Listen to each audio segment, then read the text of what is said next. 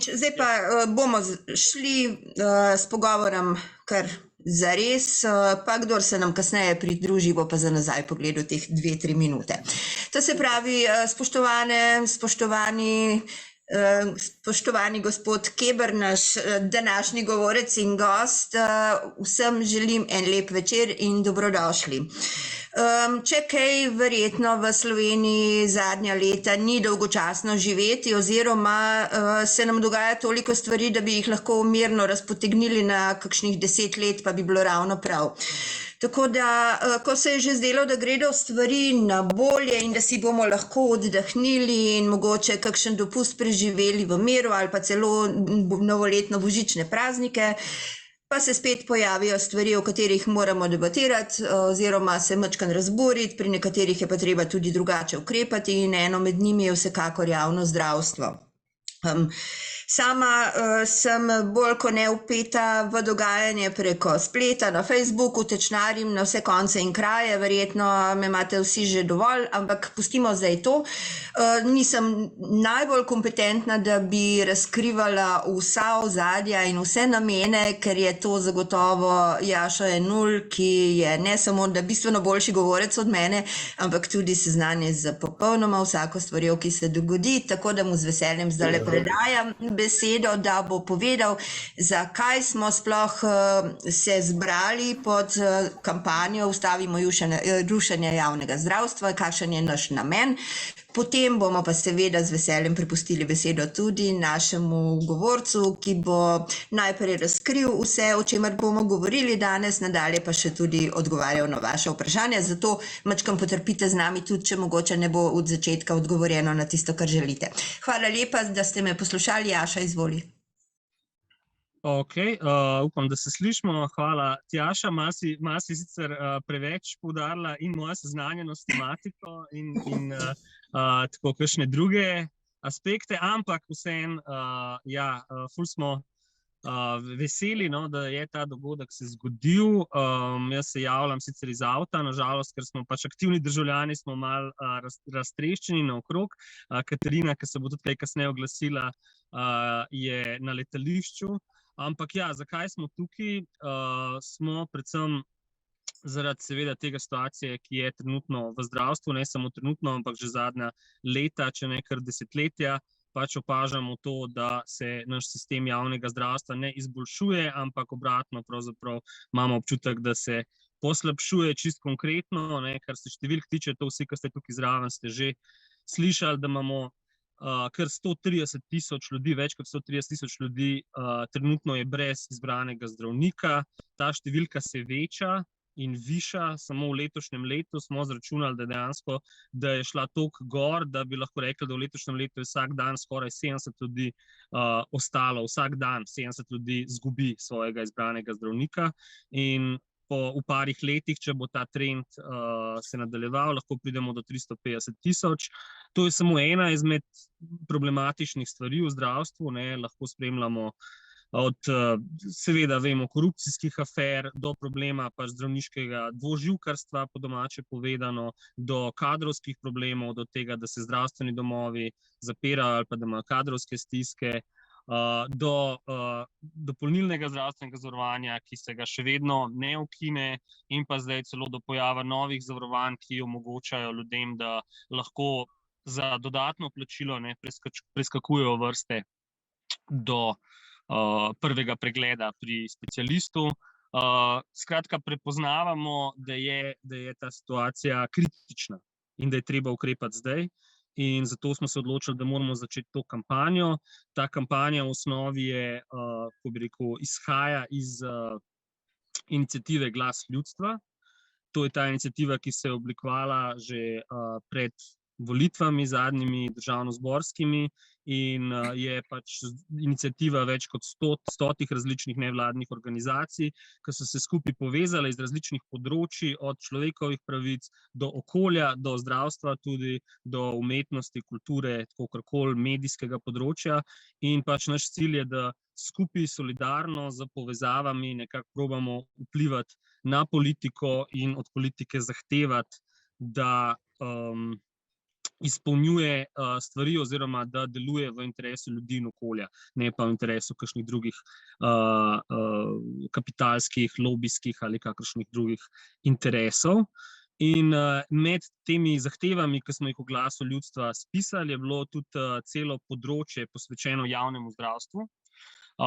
Te zahteve so večinoma je dejansko trenutno vladajoča koalicija potrdila, med drugim tudi dopolnilno zdravstveno zavarovanje, ukinitev in tako naprej, več o tem bo kdo drug lahko povedal. Ampak v tem dobre pol leta, kakor je zdaj nova vlada prevzela oblast, se pravzaprav nismo opazili, da bi se karkoli premaknilo bistveno v pravo smer. Pravzaprav bi lahko rekli tudi obratno, da smo lahko zaskrbljeni, da stvari grejo v napačno smer. In zato smo se odločili, da je treba nujno ukrepati, da se treba povezati in da je treba sprožiti to kampanjo. Tako, ne vem, mogoče je zdaj čas, da me Katarina dopolni, če sem kaj pozabil pomembnega omeniti. Mislim, da nisi nič pomembnega pozabil. Mogoče bi edino poudarila, zakaj je tako pomembno ta osebni zdravnik, ne? Ker je to pravzaprav vstop v zdravstveni sistem. In samo to, da ostanemo brez osebnega zdravnika, ki ga nikoli ne obiščemo, se mogoče komu ne zdi zelo bistveno, ampak za kakršnokoli nadaljnje zdravljenje, kakršnokoli nesrečo, ostane potem samo še urgenca, če smo brez osebnega zdravnika, kar seveda povzroča zastoje potem lahko na urgenci in ljudem, ki pa ne rabijo, nimajo urgentnih stanj, pa odreka pravico do zdravljenja, ki je zagotovljena z ustavo v Sloveniji. Potem, kaj smo še rekli, dopolnilno zavarovanje, ki so nam ga obljubili pred volitvami, po volitvah, je zelo krivičen prispevek, ki predvsem služi zavarovalnicam, na kar opozarjamo že odkar je ta vlada nastopila, pa še zmeraj brez učinka pravega. Tako da mislim, da so to neke ključne zadeve, na katere moramo zdaj opozoriti. Zraven se pa, kot je Jaša že omenil, so se pa razpasla ta dodatna komercialna zavarovanja, ki omogočajo preglede pri ljudeh, ki so velikokrat tudi dvoživke, ki istočasno delajo v javnem zdravstvu, zasebno pregledajo preko neke zavarovalnice ali pa samoplačniško in potem omogočajo preskakovanje čakalnih vrst, kar jih seveda de facto podaljšuje. Jaz mislim, da je to, sem kaj bistvenega pozabila, mi boste pa povedali ali pa vprašali. Jaz bi mogoče samo skočil še s parimi temi osnovnimi dejstvi, preden damo dr. Kebru besedo. Skratka, kampanja se zdaj začenja pravzaprav.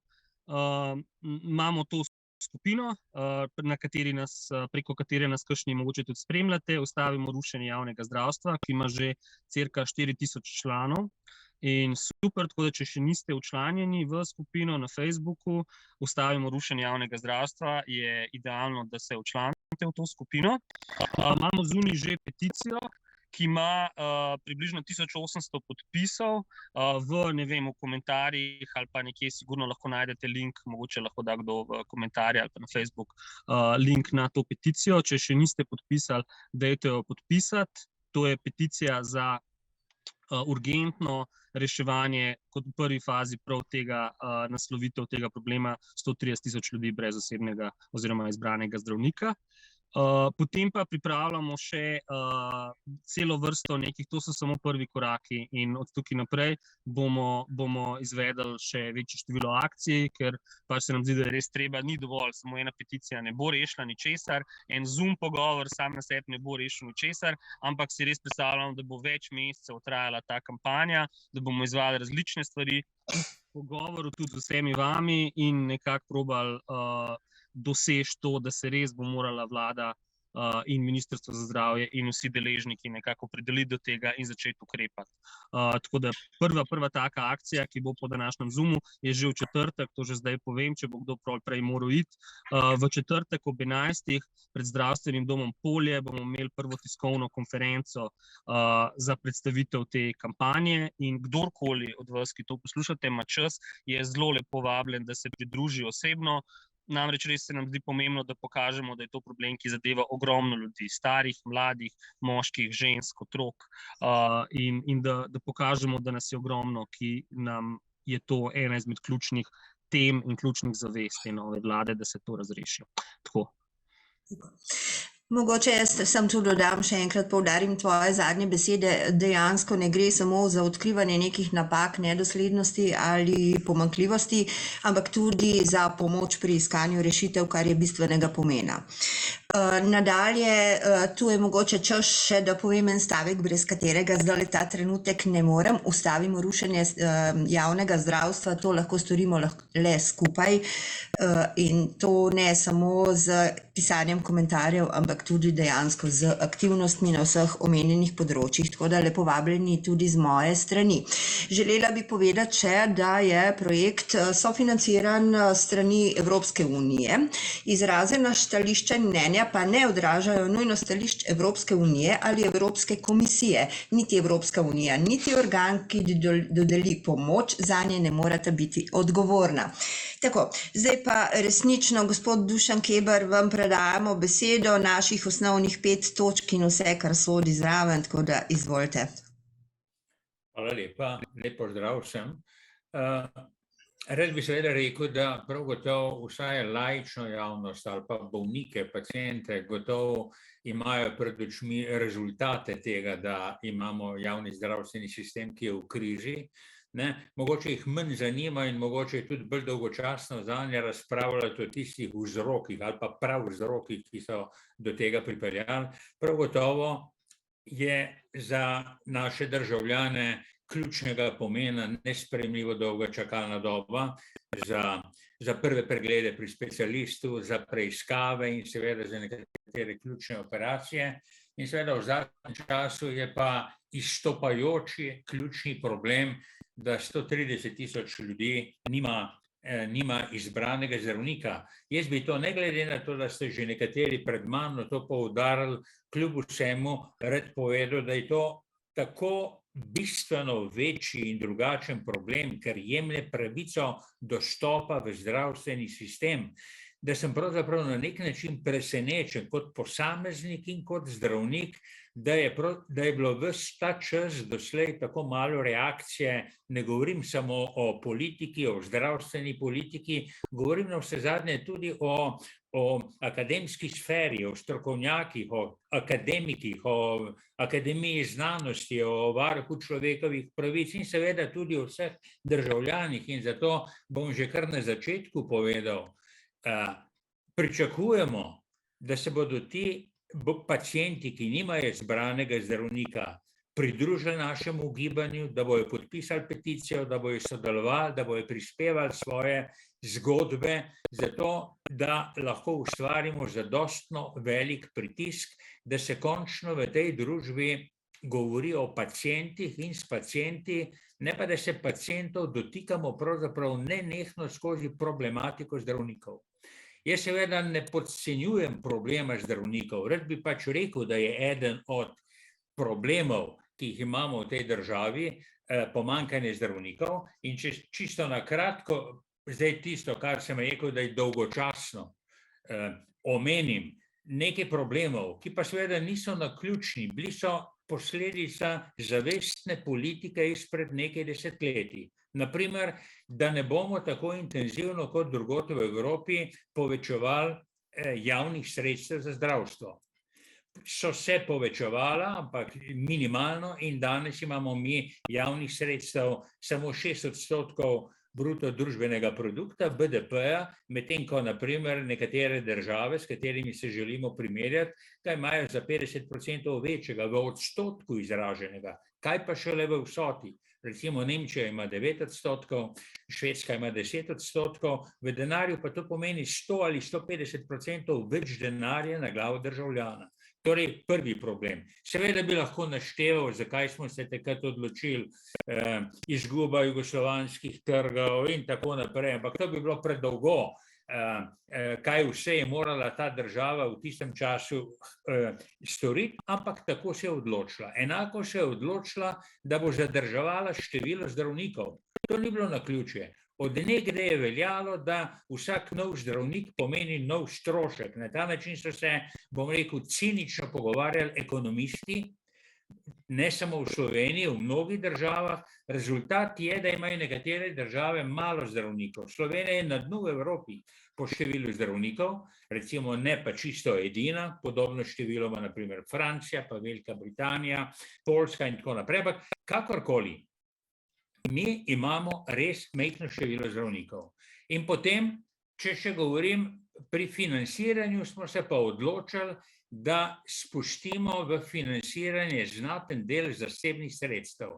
Mi imamo danes samo še 70% zasebnih javnih sredstev, 30% so pa zasebna, kar je ogromno. To je eden od najvišjih odstotkov v Evropski uniji in pri tem seveda celo javna sredstva niso najbolj pravično zbirana. Recimo že sam zdravstveni prispevek, za katerega mislimo, da je pravičen, ker ga plačujemo v enakem odstotku od naših dohodkov, ni tako, zato ker ga plačujejo samo tisti, ki imajo plače, ne plačuje se pa od kapitala, od dividend in od vseh drugih zadev, pa še nekaj je, odšteva se od dohodnine in zato ga tisti, ki so v najvišjem davčnem razredu, v resnici plačajo samo polovico toliko, kolikor je pa nominalno določen v obliki 6,28%. Skratka, mi imamo že pri zdravstvenem prispevku regresivno obdavčenje. Če pa k temu dodam dopolnilno zavarovanje, za katerega že 20 let zahtevamo, da se ukine, dopolnilno zavarovanje v obliki enakih premij pa seveda pomeni, da 35 evrov za nekoga, ki ima 350 evrov dohodka, pa da ne bom pretiraval, tudi če rečem, če ima 1000 evrov dohodka, je to 3,5%, za nekoga z 10krat večjim dohodkom je pa samo manj kot 0,5%. Skratka, če združimo skupaj, in to je sporočilo tisti, ki nas danes gledajo in poslušajo, tisti z najnižjimi dohodki so njihove plače 3-krat. To pomeni, imamo krivično zbiranje celo tistega, kar imenujemo zavarovalniški sistem. Da ne omenjam seveda zasebnega prispevka, za katerega smo rekli, da je 30%. No in če k temu dodamo pa še tretji element, in to je pa ta, da z vstopom v ta kapitalizem, mimogrede, ne vem, če so bili državljani vprašani, mi smo kar po defaultu vstopili, ker smo pač zavrnili prejšnji družbeni red in mislim, da bojo o tem zgodovinarji še razpravljali, kako se nam je to zgodilo, ampak z vstopom v ta kapitalizem smo mi vnesli tudi v zdravstveni sistem idejo, aspiracijo, da je v njem mogoče ustvarjati dobičke. Ta ideja je prizadela, ali pa bom rekel, se je lotila zlasti zdravnikov in tukaj imamo to, kar imenujemo plazečo privatizacijo. Odhajanje zdravnikov iz javnega sektorja, kjer so seveda javni oziroma državni uslužbenci na plačah, v zasebni sektor, kjer lahko dosti svobodno oblikujejo plače. In ponovno povem, samo kot primer za provokacijo, čeprav na primer je zdravnik koncesionar, enako plačan z javnimi sredstvi kot zdravstveni dom za svojega zdravnika.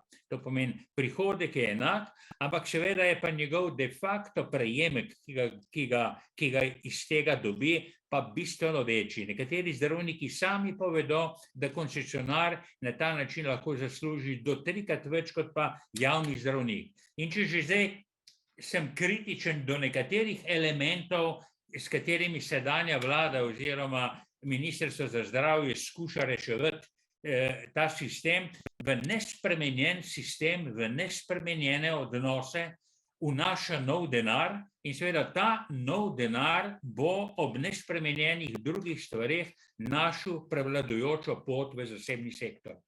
Zato mislimo, da se je treba tudi proti temu boriti. No in če zdaj približno končam, da bomo vsaj debatirali, da ne bomo imeli monologa, bi rekel, med problemi, ki jih zdravstvo ima, smo pri Glasu ljudstva opredelili nekatere, ki so dejansko lahko rešljivi hitro.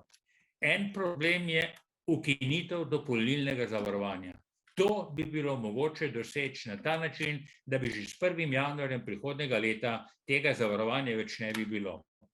To pomeni, to je za nas kritika prepočasnega ukrepanja, bojimo pa se, da z nekaterih glasov, ki jih slišimo, ki se ne opredelijo natančno, ali bo prišlo do ukinitve, se bojimo, da do ukinitve sploh ne bo prišlo. Druga kritika, ki bi jo bilo tudi, mislim, druga naša zahteva od Glasa ljudstva je odnos do dvoživk. Mi smo sicer oblikovali to zahtevo kot ukinitev tega dvojnega statusa, upravljanje dvojne prakse v javnem in v zasebnem sistemu, kar je velikanski problem. Ampak mi tudi menimo, da je možno zmanjšati mikavnost odhajanja v zasebni sistem, če bi država z ustreznimi zakonskimi in podzakonskimi ukrepi izenačila možnost dohodkov zdravnikov v javnem sistemu in med koncesionarji. Ker tega ne stori, ker zdravniki ostajajo na plačah, tudi če si izborijo njihovo povišanje, medtem ko imajo na strani koncesionarjev s slabim nadzorom, slabo davčno regulativo, možnost seveda optimizacije davkov in da ne naštevam naprej, ker bi vzelo preveč časa, če država torej mora na obeh straneh poskrbeti, da se ta status izenači, in sem prepričan, da potem sploh ne bi bilo potrebno posegati po ukrepih, kot je prepoved. Ampak čeprav jaz sam osebno podpiram, da ta prepoved, ki jo nekatere države poznajo, ima smisel, država na nobene, ampak država bi to lahko dosegla tudi na ta način, to sem, oprostite, pozabil povedati, da bi preprosto ukinila plačevanje zasebnih zdravnikov z javnimi sredstvi. Mislim, gre namreč za to, če recimo danes slišimo, včeraj, danes, kako je nek zdravnik zapustil zdravstveni dom in dobil takoj zaposlitev pri koncesionarju, se nam seveda vsem postavlja vprašanje, od kod pa koncesionarju denar za tega zdravnika. To pomeni, ta denar je lahko samo javni denar, ki ga ima koncesionar. In zaradi tega je vprašanje, ki mora biti razgrnjeno, odgovora ne poznamo, ampak mi potrebujemo transparentne odgovore, kako je možno, da pravzaprav brez zadržkov zdravniki iz javnega sistema prehajajo v zasebni sektor in tam nadaljujejo svojim delom, kot da se ne bi nič zgodilo. Tukaj je očitno nekaj zelo narobe.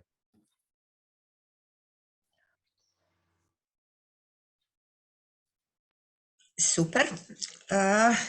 Zdaj, da mogoče ne bom preveč se oddaljila od naše teme, zdaj znotraj kampanje Ustavimo rušenje javnega zdravstva smo prav posebej oblikovali 5 osnovnih ciljev. Pa če jih mogoče naštejem, pa boste vi potem komentirali, če lahko vam je lažje vsakega posebej po vrsti ali gremo kar... Vsakega posebej, da bomo... Vsakega posebej, dobro.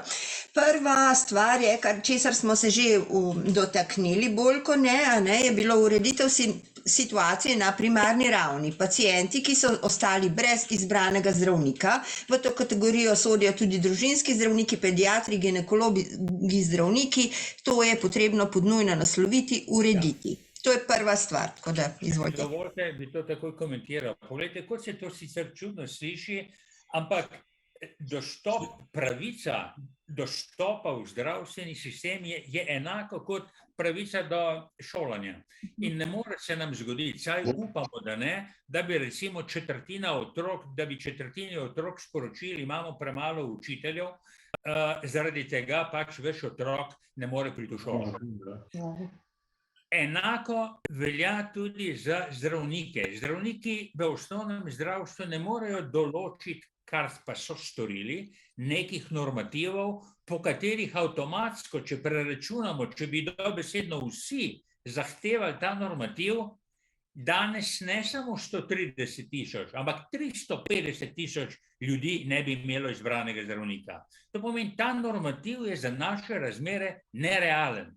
Število pacientov, ki jih ima en zdravnik, enako kot število učencev, ki jih ima učitelj. Če je premalo učiteljev, je v razredu več učencev. Če je premalo zdravnikov, ima zdravnik več pacientov. Se opravičujem zdravnikom, ki me poslušajo, ampak etično in tudi seveda po pravicah pacientov je nesprejemljiv drug pogled. Torej, dejansko število odraslih državljanov, teh je približno 1.700.000, in število družinskih zdravnikov, izraženih v full-time ekvivalentih, to pomeni 8-urni delovnik, jih je nekaj čez 1000, določa, da bi vsak zdravnik moral imeti okrog 1600 pacientov. Normativ, ki so se ga zdravniki družinske medicine izborili pred nekaj leti, pa določa 1300 pacientov. To pomeni, vsak zdravnik ima 300 pacientov manj, kot bi jih, na primer, po teh obstoječem stanju moral imeti.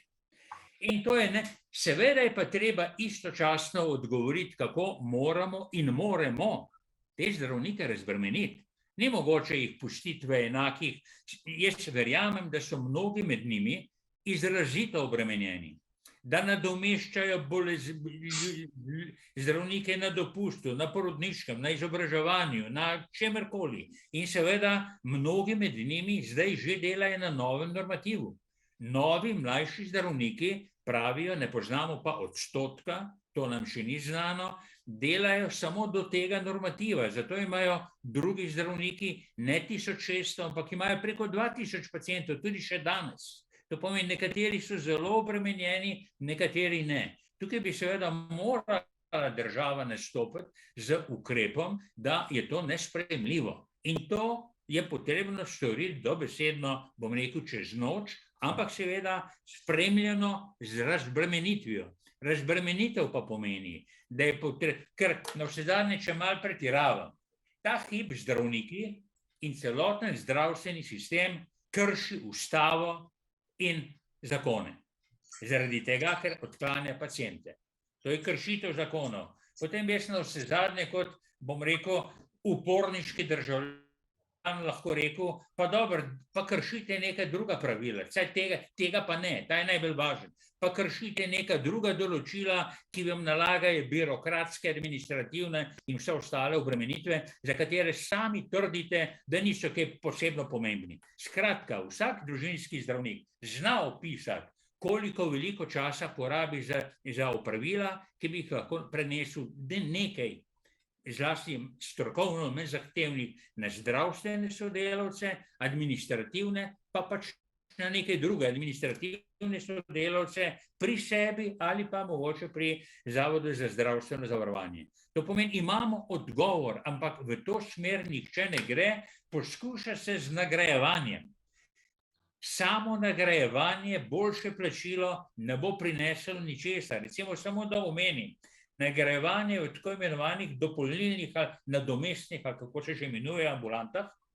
Prvič, obetajo, da bi bilo takih ambulant 60, kar pomeni, da bi za 130.000 pacientov vsaka ambulanta morala imeti 2200 pacientov, kar je pa res ogromna številka, da bi ti pacienti vsakokrat srečali novega zdravnika, da bi zato z njimi porabili mnogo več časa, da bi vsak novi zdravnik razumel in se dokopal do pacientovih problemov.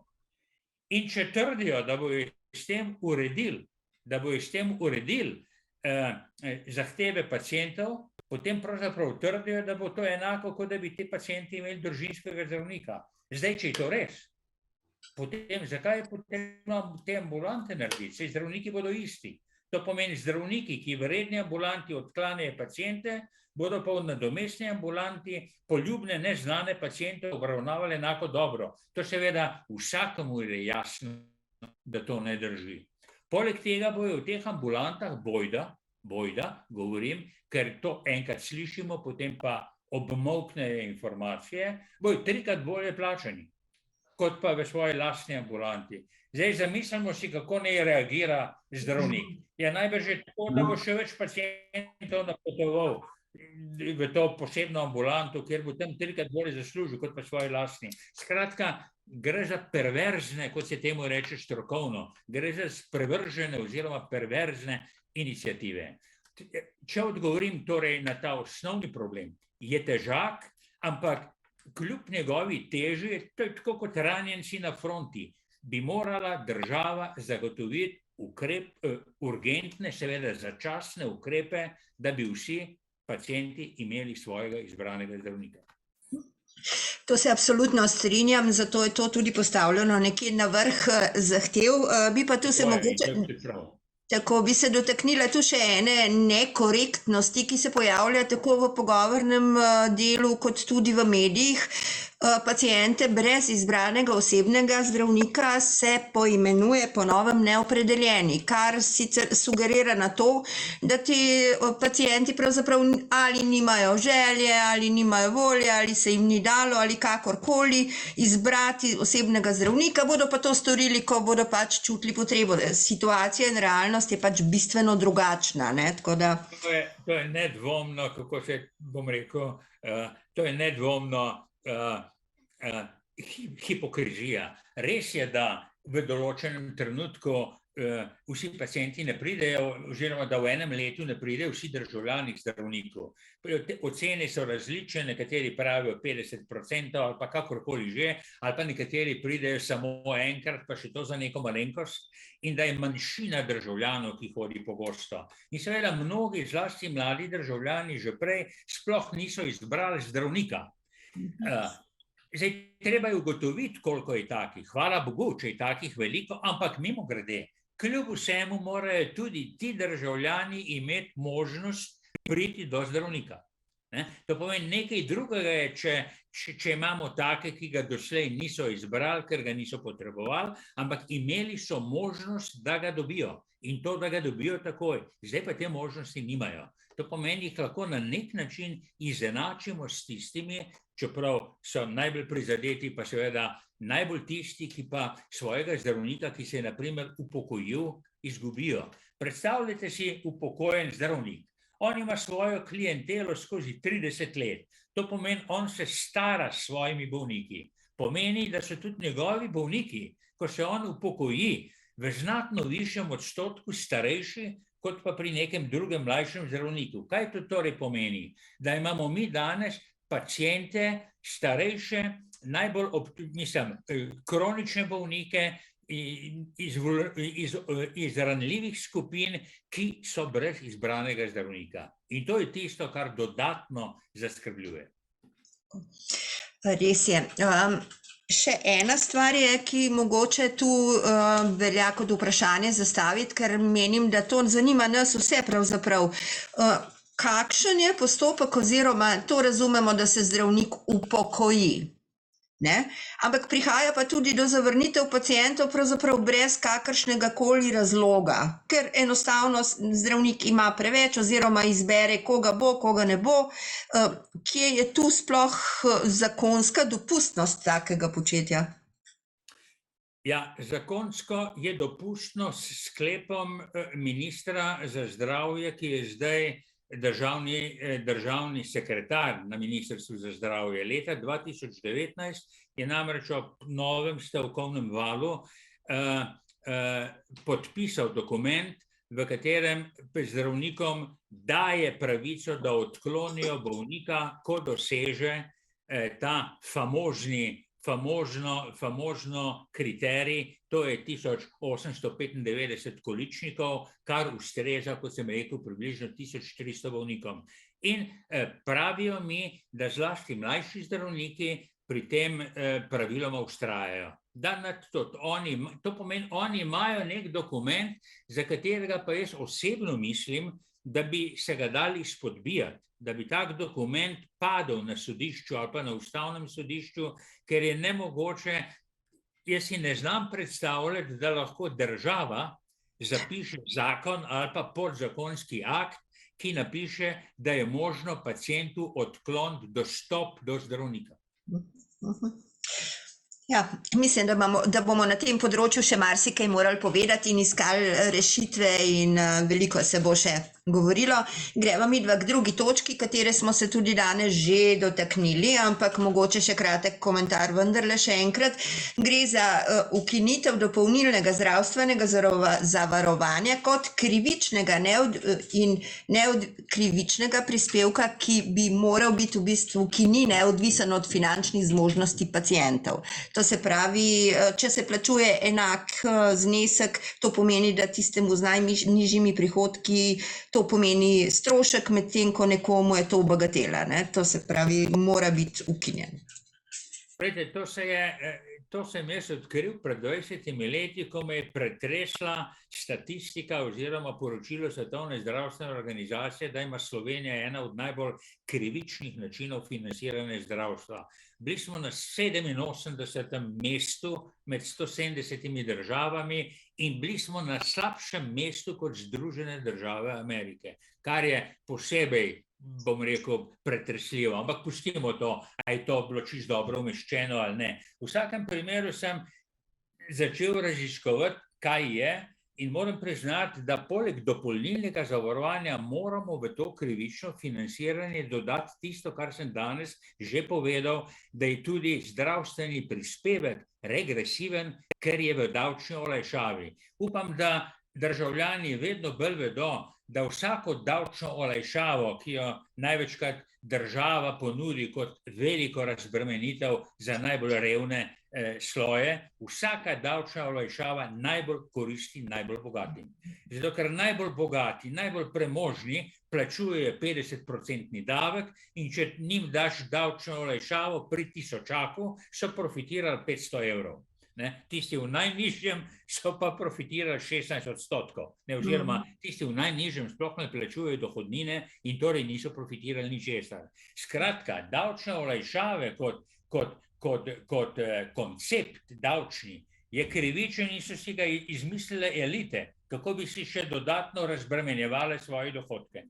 No, ampak, če preideva k vašemu vprašanju dopolnilno zavarovanje, poglejte, ta hip od takrat, ko smo mi začeli kampanjo in jo s tisto belo knjigo reforme pred 20 leti nismo uspeli izpeljati, takrat je tudi Svetovna banka v to posegla in takrat to ni bila trojka, ampak je bila Svetovna banka pa IMF, so na vsak način vplivali preko našega finančnega ministrstva, da se ta reforma ni izpeljala. Ampak kljub vsemu, dosegli pa smo nekaj in jaz si pravzaprav to štejem kot svojo največjo uslugo. Ta neuspeh si štejem kot največjo uslugo. Slovenci danes vedo, da je dopolnilno zavarovanje krivično in da ga je treba ukiniti. Najmanj to.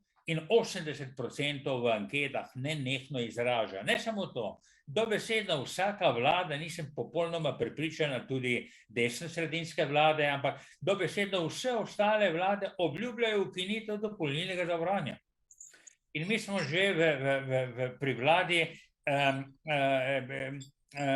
gospe Milojke Celerc uspeli zapisati v zakon, kako se bo ukinila, ampak potem zakon seveda ni bil sprejet. Jaz sem prepričan, da znatno zaradi tega, ker smo v njem predvideli ukinitev dopolnilnega zavarovanja.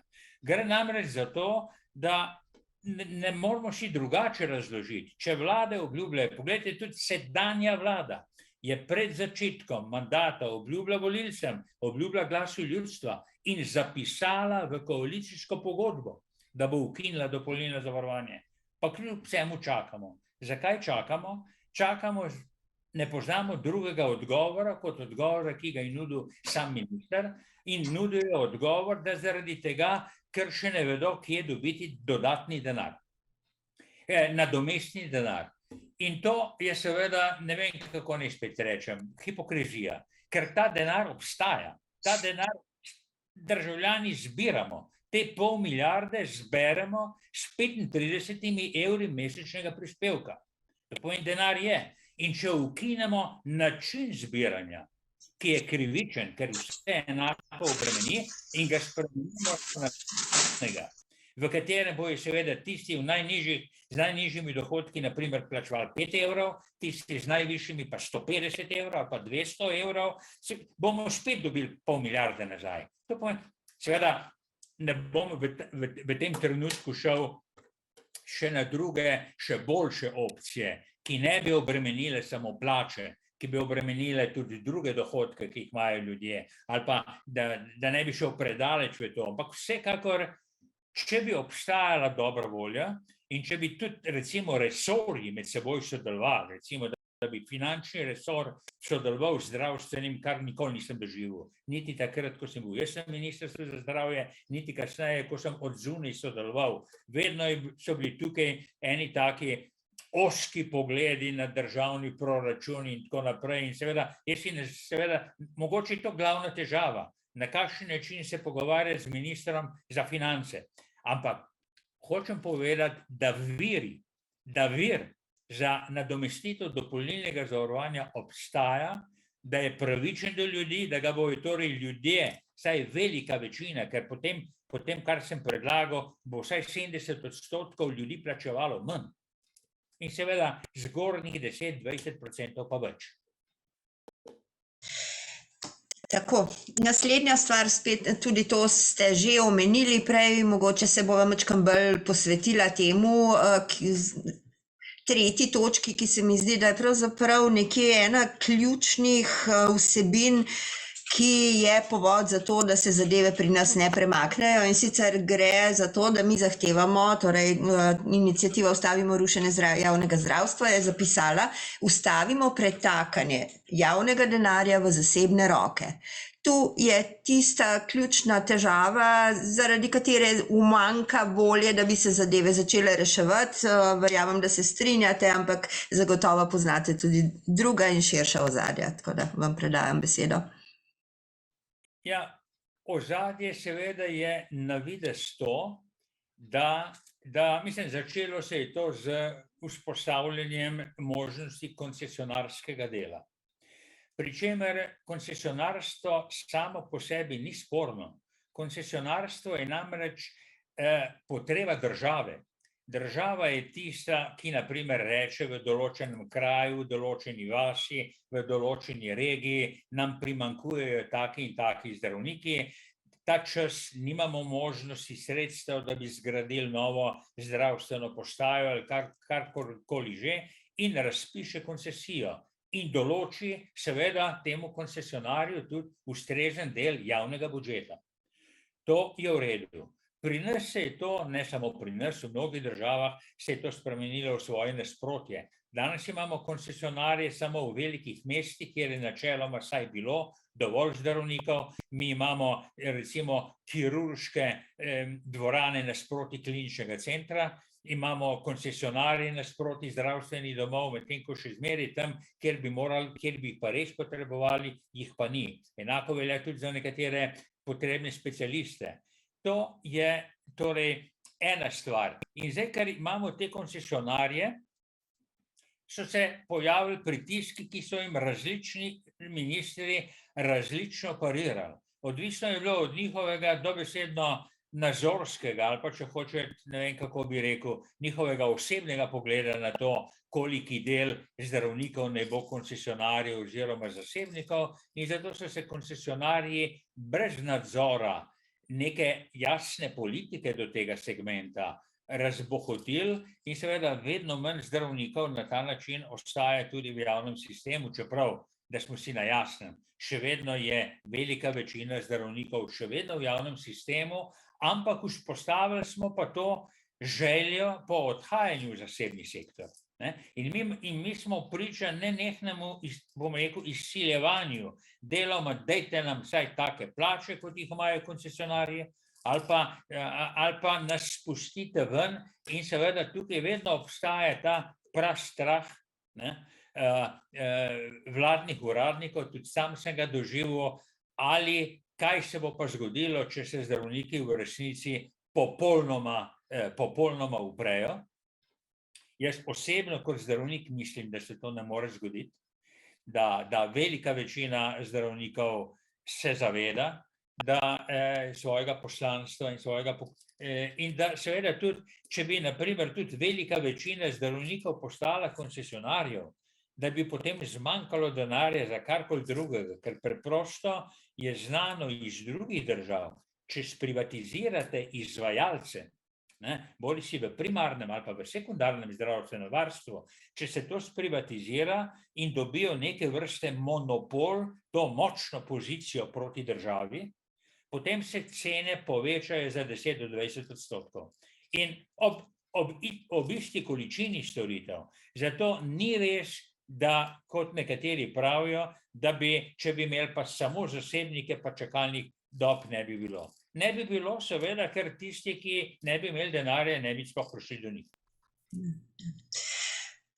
Bom zdaj pred 4. točko, ki pravimo... Ampak vseeno nisem v celoti odgovoril. V zadnjem času se nam pa pojavile zaradi te krize, zdaj smo pa v situaciji, kakršnikoli smo, in tudi jaz to priznavam. Ta hip imamo toliko zdravnikov, koncesionarjev, toliko je javnih in imamo še nekaj čistih zasebnikov. Ampak teh je res samo za vzorec in največkrat tam, kjer ni zdaj glavni problem. Recimo to so seveda, ne vem, estetska kirurgija ali pa recimo nekatere stomatološke storitve, ki so res izjemno drage, recimo zobni implant in tako naprej.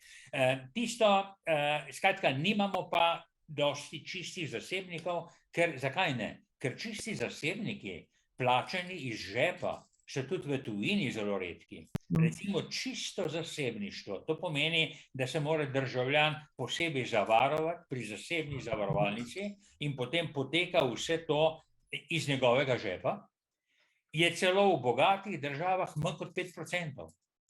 V Nemčiji je manj kot 5%, v nekaterih državah je 1 do 2%. To pomeni, ko se mi pogovarjamo o privatizaciji, se pravzaprav ne pogovarjamo o teh čistih zasebnikih, do katerih jaz nimam prav nobenega odnosa, razen da je njihovo delo regulirano, da je nadzorovano po kakovosti in da seveda se borijo na trgu. Ampak zanesljivo je, da je Slovenija premajhen trg, da bi mnogo takih zasebnikov sploh moglo živeti. Zlasti pa ne bolnišnic. Če že govorimo o posameznikih, ki le lahko izberejo tako imenovano pobiranje smetane, da delajo storitve, ki je res lahko dobijo, pa da delajo nekatere diagnostične preiskave, kjer je pomanjkanje v javnem sistemu, kjer so dolge čakalne dobe. To je možno biti danes, imeti dobre dohodke. Ampak sicer pa se kot problem pogovarjamo o koncesionarjih. Zakaj so koncesionarji postali še dodaten problem? Kar doslej nisem omenil. Zaradi tega, ker je v zvezi z njihovo pritožbo na Ustavno sodišče pred 3-4 leti določilo, da ne velja to, kar velja pri vseh drugih koncesionarjih, namreč, da morajo delati neprofitno. Neprofitno pa pač pomeni, da je tudi pri njih njihov dohodek določen s plačo, od katere plačujejo prispevke in davke, ne pa da ga lahko oblikujejo kot dobiček in ga lahko poljubno uporabljajo. Največ dobro veste, da tudi razni menedžerji naši sploh nimajo visokih plač, ker se jim to ne splača. Oni si oblikujejo dobičke, tam, kjer so davki nizki ali pa jih ni, ali pa investirajo v karkoli. Skratka, hočem reči, da je Ustavno sodišče pomagalo odstraniti še tisti element javnega pri koncesionarjih, ki je prej obstajal. Namreč, da morajo delati neprofitno.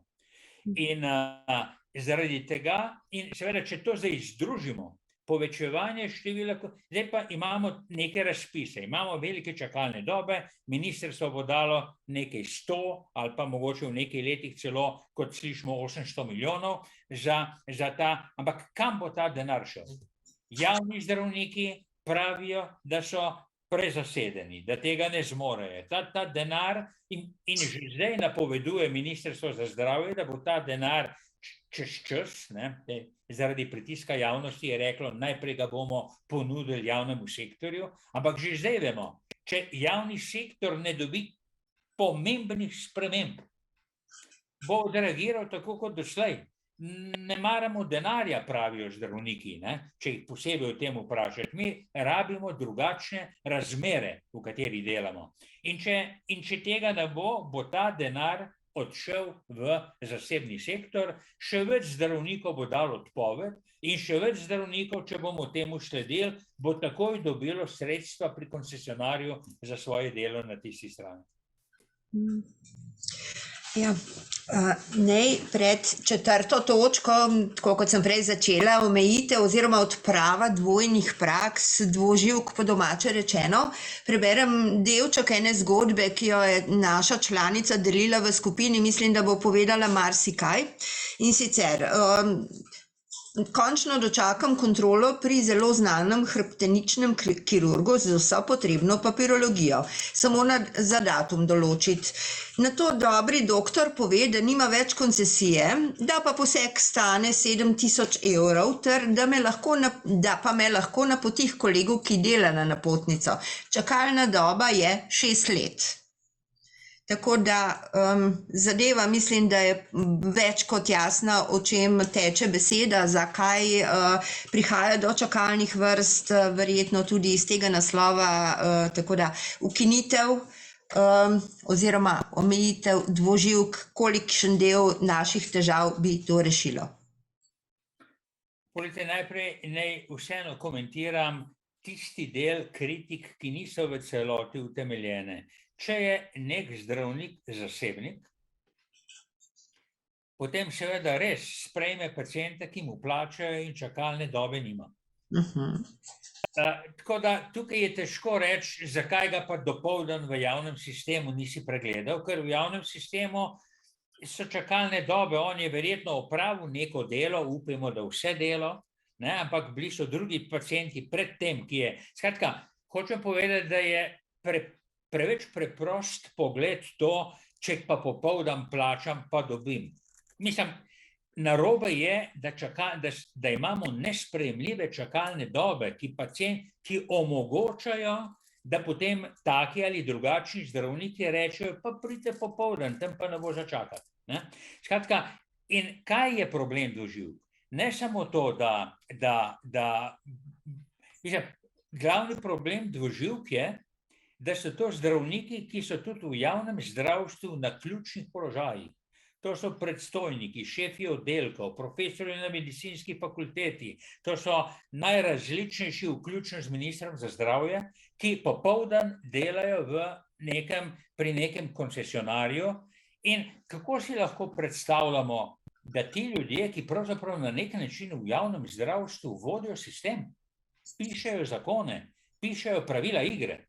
Na kakšen način si lahko predstavljamo, da bodo ti ljudje objektivno, nepristransko razsojali v prid javnemu sistemu? To je tisto, kar nam daje argumente, da rečemo, čim slabše v javnem, tem boljše za nas, ki smo nekje drugje. In tega očitka ni mogoče zavreči. Ta očitek je možno, zaradi tega tudi poznamo v drugih segmentih konflikt interesa. Zaradi tega ne more nekdo v gospodarstvu razvijati računalnika ali pa programa pri zasebniku, popoldan pa pri nekem drugem zasebniku. Tega ni. Pri nas pa to obstaja in naj ponovno rečem, prenos v zasebni sektor povečuje cene. V zasebnem sektorju, zlasti v našem, ki je seveda tudi nerazvit po raznovrstnosti, v zasebnem sektorju opravljajo lažje stvari, lažje operacije. Tam, kjer poteka pobiranje smetane, najtežji pacienti, najbolj zapleteni, nove metode in tako naprej. To se vse uvaja v javnem sistemu in zaradi tega mi rabimo močan, tudi finančno močan javni sektor. Mi ne moramo reči, no pa dajmo 90% v zasebni sektor, 10% ne ostane javnega. Ta računica se ne izide. In to je tisto, za kar mislimo dvoživka, je treba vzpostaviti sistem, kjer dvoživkarstvo ne bo stimulirano in kjer bodo tudi zdravniki, ki so se odločili, da bojo ostali v javnem sistemu in ki so zdaj frustrirani. Tega danes nismo omenili. Jaz poznam kopico zdravnikov, ki pravijo, saj jaz razumem, prav je, da delam v javnem sistemu, ampak jaz sem frustriran, zato ker paralelno s tem, kar se dogaja v zasebnem sistemu, bom tudi jaz sam odšel, razmišljam, da bi odšel. In tukaj so potrebni ukrepi. In zato mi pri Glasu ljudstva trdimo, pravih ukrepov še ni na vidiku. Tako. Zdaj, popolnoma neprimerno vprašanje morda, ali pa primerno, konec koncev veliko ljudi se o tem sprašuje. Ali menite, da je dopustno, da je tudi naš minister za zdravje dvoživka, če tako rečemo? No, jaz bom odgovoril tukaj kot na osebni ravni. Marsikaj od tega, kar sem danes povedal, razen tisto, kar sem eksplicitno povedal, da bi bilo možno storiti takoj. Marsikaj od tega lahko upamo, da se bo kaj spremenilo. Minister namreč zelo rad za prihodnost napoveduje, kaj bo, ne vem, zdaj se bom izmislil do 5. januarja ali pa 1. aprila ali pa do leta 2024 in to naprej, ampak zelo malo pa od tega, kaj konkretnost in kako se bo spremenilo. No, ampak če ste me na vprašanje o dvoživkarstvu vprašali, bom jaz povedal seveda osebno mnenje, ki sem ga tudi že zapisal javno. Ne, on tega ne bi smel početi. Če želi, kot pravi, obnavljati oziroma zadrževati svoje znanje, ohranjati svoje znanje za čas, ko ne bo minister, potem on lahko to poskusi v javnem sistemu. On gre lahko za 10 ali 20% delati v javnem sistemu. Za tiste dohodke v javnem sistemu. Hvala. Na koncu imava še 5. točko, ki smo jo postavili sicer na 5. mesto, ni pa niti slučajno zadnja, če bi obračali kakorkoli, mislim, da so si vse kar zelo ekvivalentne, enakovredne. Prepoved komercialnih zavarovanj za preskakovanje čakalnih vrst namenjenih bogatim. Vsi vemo, da so zavarovalnice pristavile svoj lonček, kjer so ga lahko in v bistvu so našle idealno tržno nišo, ker če smo kje pripravljeni odpreti denarnice, smo to pripravljeni storiti, kadar smo v stiski, kadar nam zdravje peša zase, za svoje najbližje. In ali je sploh etično, moralno vzdržno, da lahko zavarovalnica nam ponudi to možnost, oziroma ali je etično, moralno, da je to sploh konec koncev dopustno v državi, ki se še vedno oklicuje za socialno državo? Torej, tukaj je razmeroma težaven ali pa zelo lahek odgovor. Naj odgovorim, za Kanadče naj bil lahek. Oni so to prepovedali. Oni so rekli, za storitev, ki jo ponuja javni zdravstveni sistem, ni mogoče niti ponujati, niti kakorkoli dodatno vleči državljanu denar iz žepa. Ker poglejte, ta državljan, rečemo premožnejši državljan, ki si to lahko privošči, seveda kljub vsemu to storitev, ki bi mu jo moral zagotoviti javni sistem, še enkrat plača. No, ampak on se mi manj smili. On se mi manj smili, ker vemo, zakaj to dela. On bo preko neke storitve, kjer je čakalna doba, recimo vzemimo, da je to nek ultrazvok ali pa da je to neka endoskopija, naprimer gastroskopija ali kaj podobnega, za kar bo zavarovalna vsota pravzaprav ni niti tako visoka, bo on lahko preskočil vse obdobje čakanja in zato prišel, recimo, če se odkrije težka bolezen, bo prišel na vrsto recimo par mesecev ali pa 8 mesecev prej. Pacient, ki pa čaka v javnem sistemu, pa še nima niti diagnoze in je zaskrbljen, kaj je z njim, ker diagnoze še nima. Skratka, on bo, ampak v javnem sistemu, če bo ta pacient imel, naprimer, bom rekel, raka na črevesu, bo seveda moral priti takoj na vrsto, medtem ko ta pacient v javnem sistemu, ki ima morda tudi raka na črevesu, ne ve, da ima raka na črevesu in čaka na diagnozo 8 mesecev. Skratka, ampak tule je, ampak ob tem se nam seveda zastavlja vprašanje, pa zakaj pa tisti, ki pa vseeno v takem sistemu, kot je naš, lahko kupijo in plačajo ta del zdravja, zakaj bi jim to prepovedoval? Ne, jaz jim ne bi prepovedal, ampak jaz bi potem zahteval zanje zavarovanje vse do konca. Torej, ne samo zavarovanje za to preiskavo, ki jim omogoči preskakovanje vrst, ampak zavarovanje tudi za operacijo in za vse ostalo, kar temu sledi. V tem primeru se je pa državljan res odločil za pravo zasebno zavarovanje, kot sem pa že prej razložil, takih državljanov, ki si pa to lahko privoščijo, je pa seveda zelo malo. Skratka, to, da zavarovalnice ponujajo tako na lahko in da to tako na lahko govorimo, kako je to super, kako tudi Vzajemna, ki ponuja dopolnilno zavarovanje, da ne rečem, če se ne motim, Ljubljanska banka, sem zadnjič slišal, to ponuja za zavarovanje, to je seveda sprevrženo. Tisti, ki imajo ta denar, bi lahko seveda ponudili, da bi se čakalne dobe skrajšale v javnem sektorju. In to, kar bi moral javni sektor, in to danes doslej niso rekla, kar bi moral najprej narediti, je, da se skrajšajo prvenstveno najprej čakalne dobe na diagnostične preiskave, ki omogočajo diagnozo.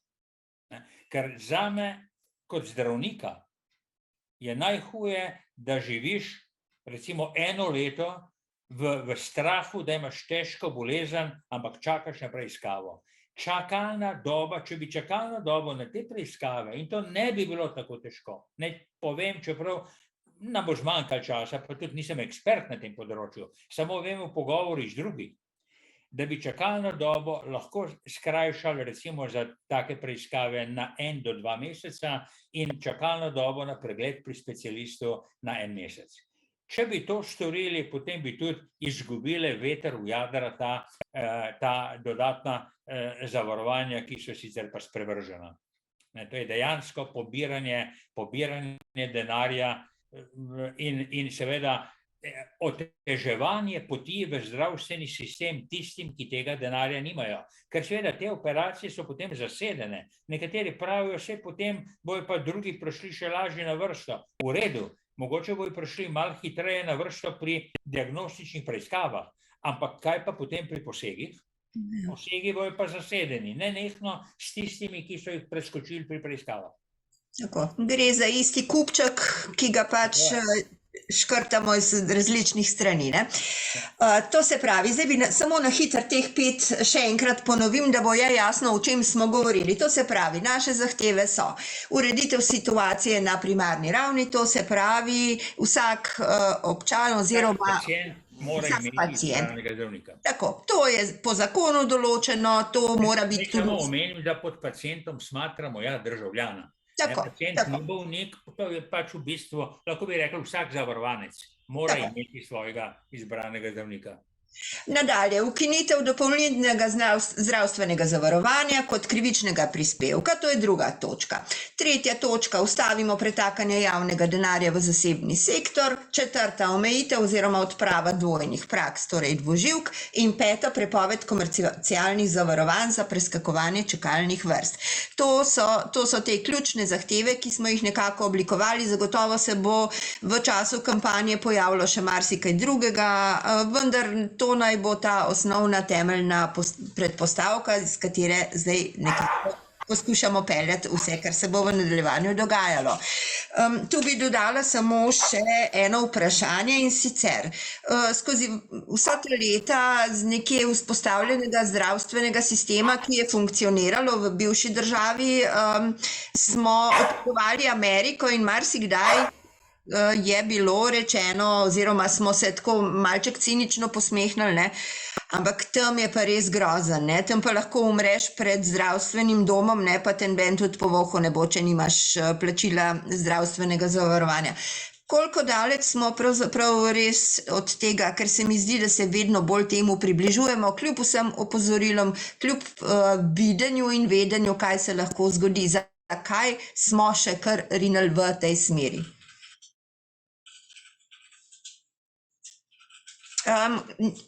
Mutani ste, samo zvočnik, če prižgete. Tako.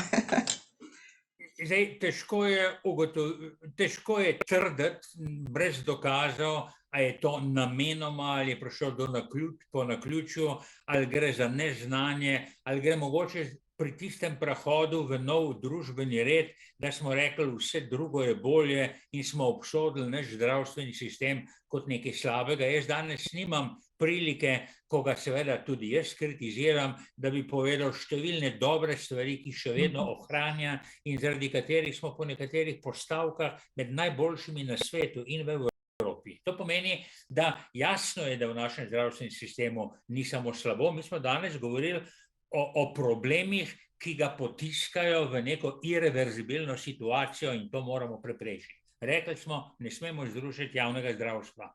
Amerika je v bistvu izjemen na vsem svetu.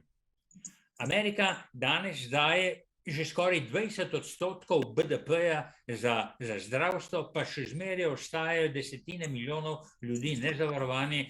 Jaz kot anekdoto rad povem, da sem srečal pred leti zdravnika, ki je seveda bil zdaj že bogat, ampak je močno šepal, ker v času, ko je bil študent medicine, ni bil zavarovan in zaradi tega so mu njegovo prometno nesrečo tako posanirali, da je ostal z 10 centimetrov krajšo nogo. In on kljub zdravnik z dobrimi dohodki še zmeraj šepa po tem svetu. Gre torej za brezčuten sistem, ki temelji na tem, če plačaš, imaš. In zanimivo je, da so oni uspeli na ravni populacije, čeprav se ta odstotek zmanjšuje, oni so uspeli vcepiti svojemu državljanu, da je sam kriv, če si ne more plačati zdravnika. On je nesposoben. On, če bi bil sposoben, bi si ga lahko plačal. To je nekaj v bistvu neverjetnega, ko pravzaprav vsi vemo, da je zdravstvo, zlasti pa današnja razvita medicina, tako draga, da si je tudi dobro, najbogatejši bi se lahko privoščili. Velika večina pa ne. In da imamo med drugim za to avtomobilsko zavarovanje in da imamo za to zdravstveno zavarovanje. Mi moramo imeti solidarnost na področju zdravja. In ta solidarnost je potrebna tudi zaradi socialne kohezije. Ljudje morajo čutiti, da živijo v državi, ki jim bo pomagala. In ta občutek, danes na ta način še nismo spregovorili, pa je lepa prilika, da to rečem, ta občutek, če bomo ta občutek izgubili, in to se zdaj dogaja s temi izbrisanimi državljani, da državljan nima več občutka, da bo prišel dober, pa tudi če bo čakal, ampak ne bojo ga pustili umreti. In recimo, da smo v tej točki še zmeraj bistveno proč od ZDA. Ampak se pa odmikamo od koncepta evropske socialne države pa z velikimi koraki. In to, da ob tem ne dvignemo alarma oziroma da so to taki medli, plehki, sej bomo malo boljše, pa malo tega, pa malo onega. Ne, tukaj treba zgrabiti bika za roge in seveda na teh ključnih segmentih, mogoče našim danes udeleženim, laičnim udeležencem, mogoče manj jasno. Mogoče oni hočejo vedeti, povejte mi, kako naj jaz hitro pridem do zdravnika. Ampak ja, te širši koncepti, poglejte, naša država še ni jasno odgovorila, čeprav je zapisala zakone, ampak dajmo vprašati današnjo politiko, naprimer, ali v resnici zagovarjate krepitev in prevladujoči vpliv javnega zdravstva. Ali se mi borimo, da bomo ohranili javni zdravstveni sistem. Recimo, ta ključna ugotovitev, če bi jo slišali zdravniki, ali pa če bi zdravnikom sporočili, ne bomo podpirali nadaljnjega pretakanja javnega v zasebno. Tukaj bomo najprej zaustavili, potem bomo šli pa pot nazaj. Če bi to zdravniki izvedeli, potem bi se mogoče lažje sprejemali vse ostale ukrepe, kot pa zdaj, ko razmišljajo, a jaz morda zamujam, morda bi moral že včeraj to storiti, ne moram čim prej oditi, zato ker v javnem sistemu itak mu ni rešitve. To je tisto, da mi kot država, kot ljudje, ki volijo oblast, nimamo te moči, da bi zahtevali javni zdravstveni sistem.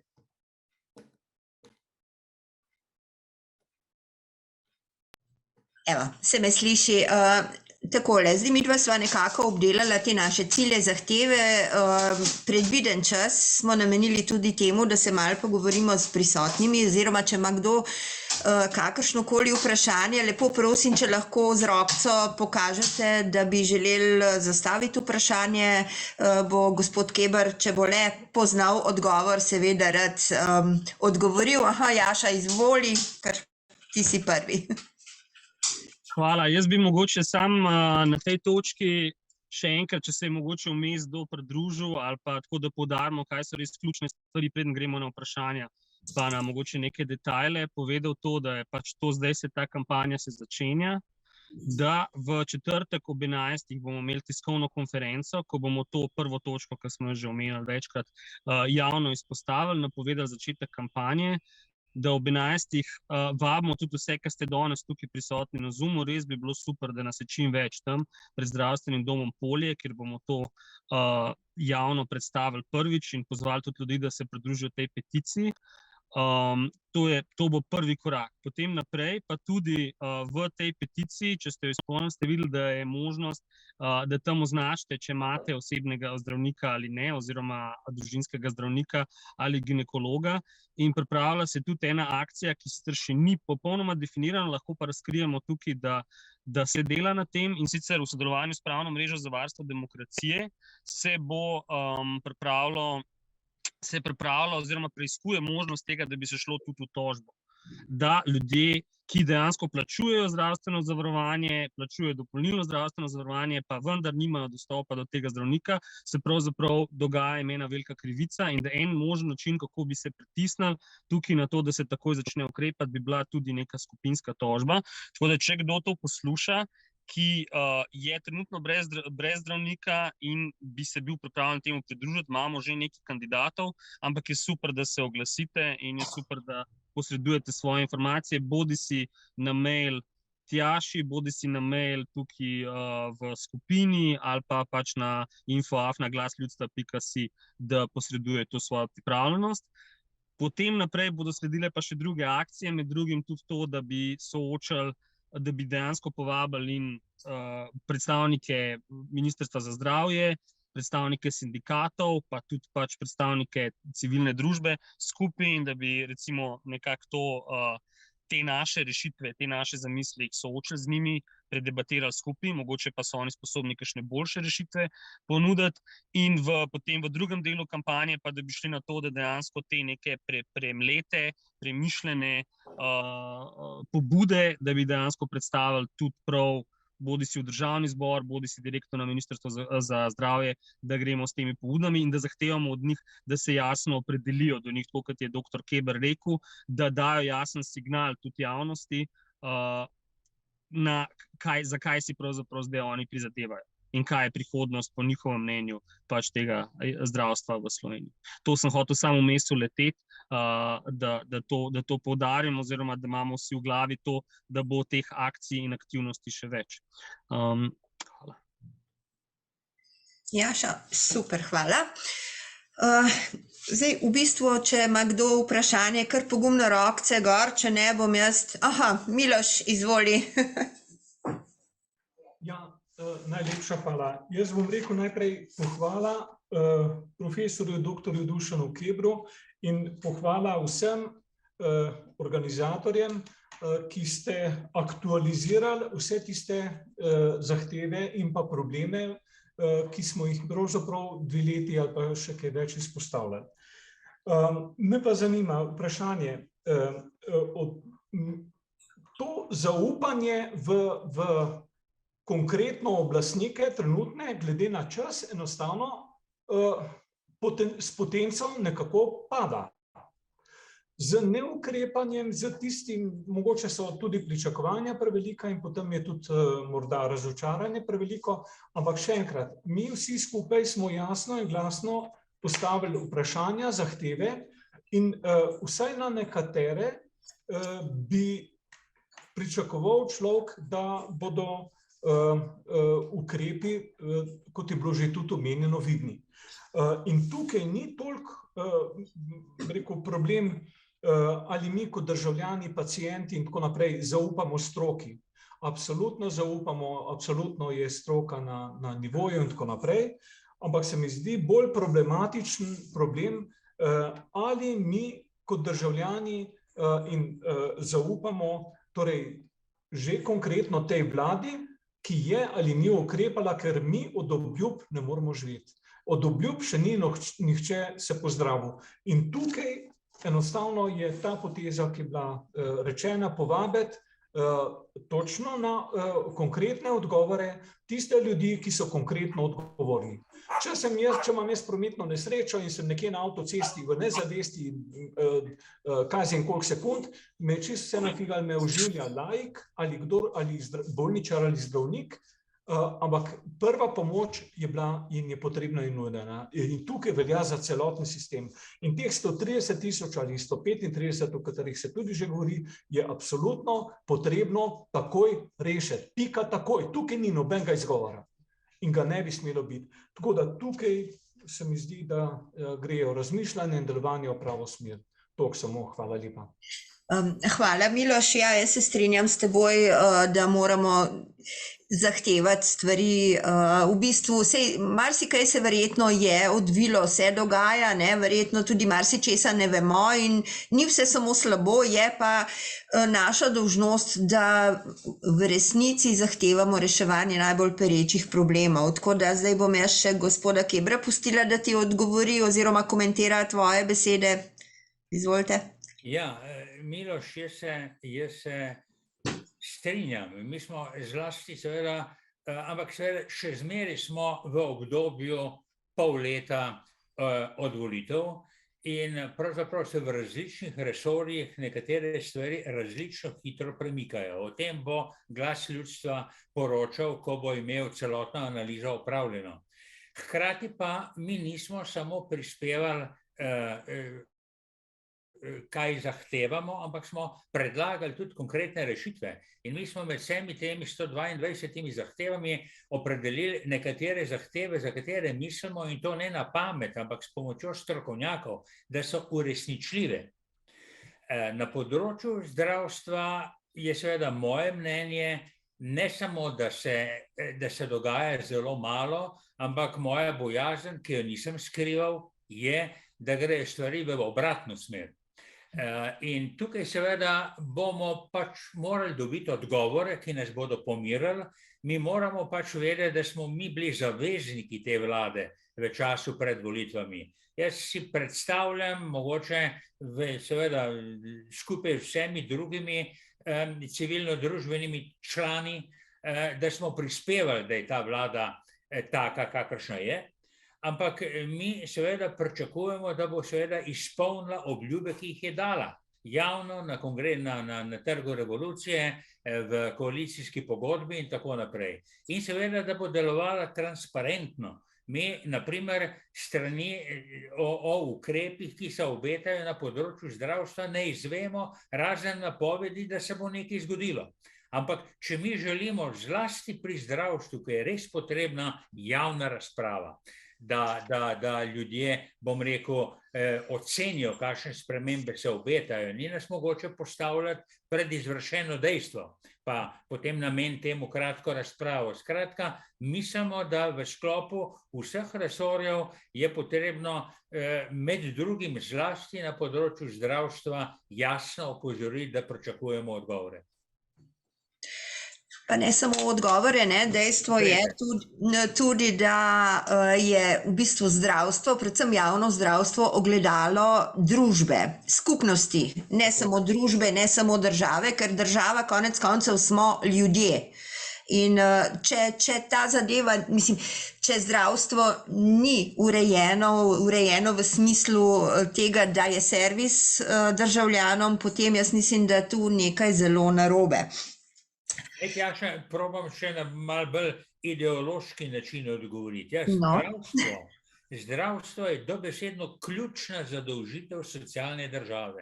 Mi državo nimamo za gospodarstvo, mi jo nimamo med drugim za karkoli, kar je zdaj.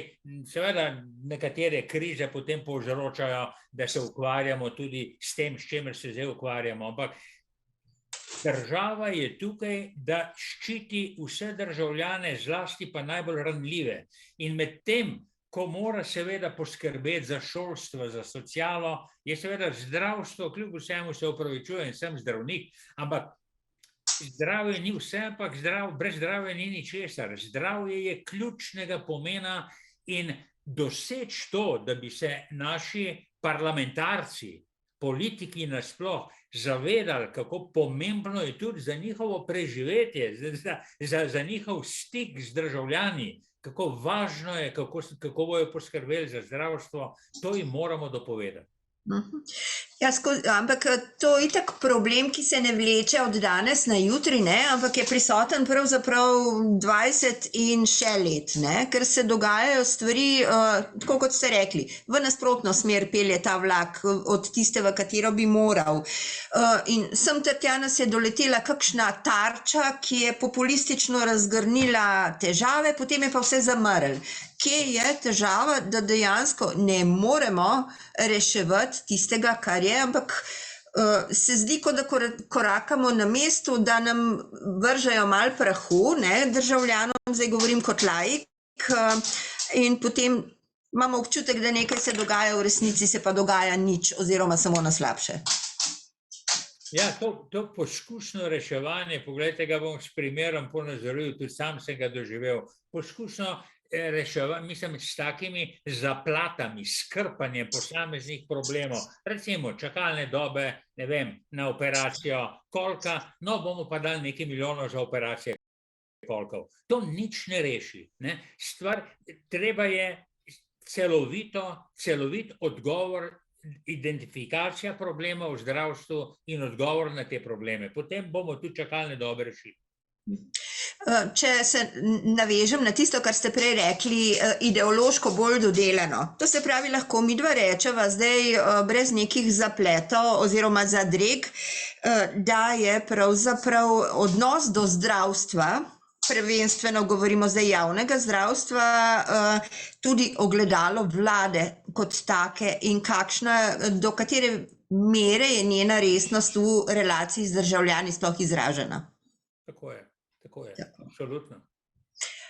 Da ne govorim samo jaz, bi še kdo želel kaj povedati? Gospod Cetinski, izvolite. V kliničnem centru, ki je največja, v kliničnem centru Ljubljana, ki je največja zdravstvena ustanova v državi, je rok trajanja direktorja tam nekje okoli enega leta.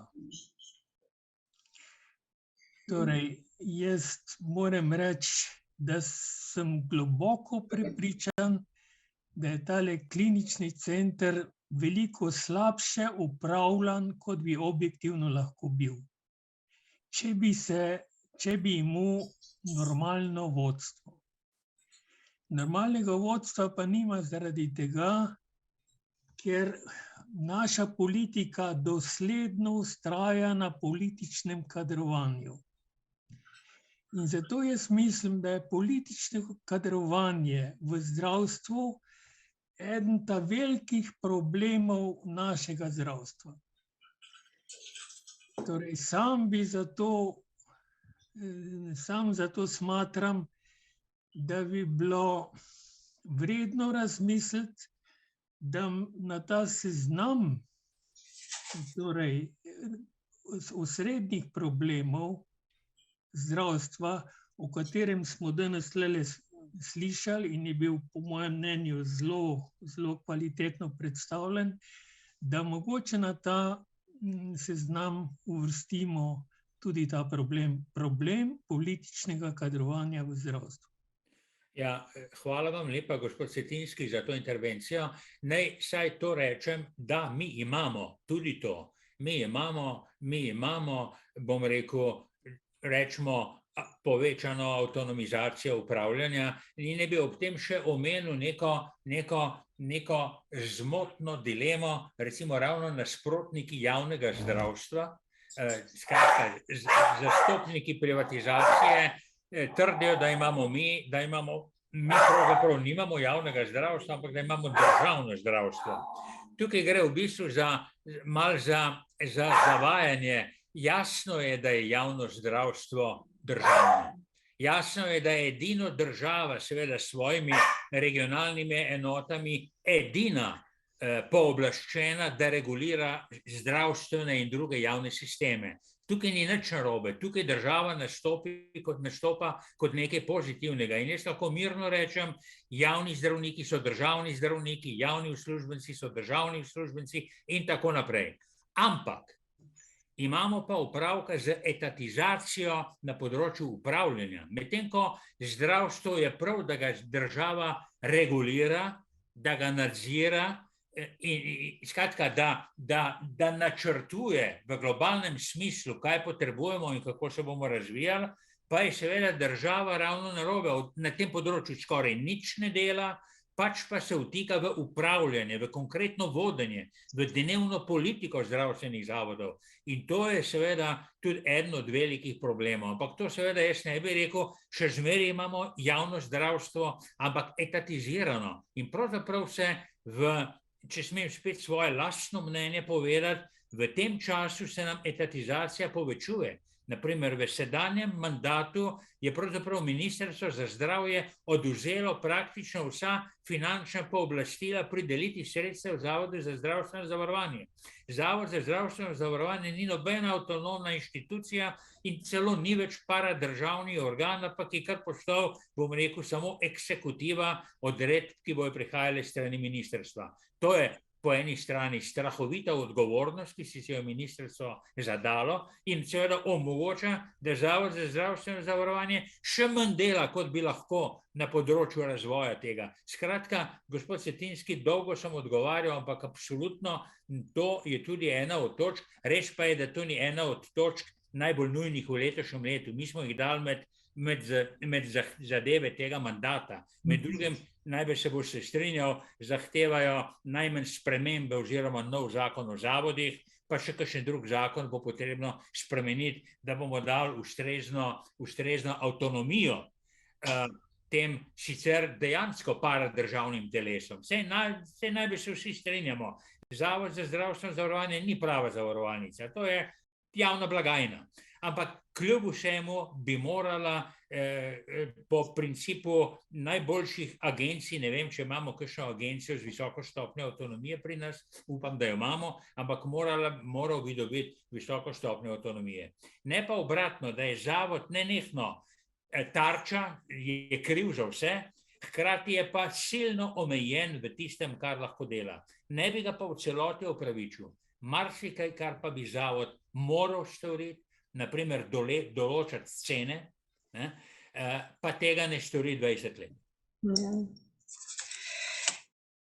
Še eno vprašanje bi imela, ki se je tudi nekajkrat že pojavilo in zastavilo, predvsem gre za vprašanje spet moralno-etičnih vrednot in sicer kako je mogoče oziroma ali je dopustno, da ima naša največja zdravstvena zavarovalnica, ki razpolaga z našim denarjem, ki ga obvezno plačujemo, dobiček na račun neke nestorjene storitve ali kako. Zdaj, mi si laično lahko razlagamo tudi tako.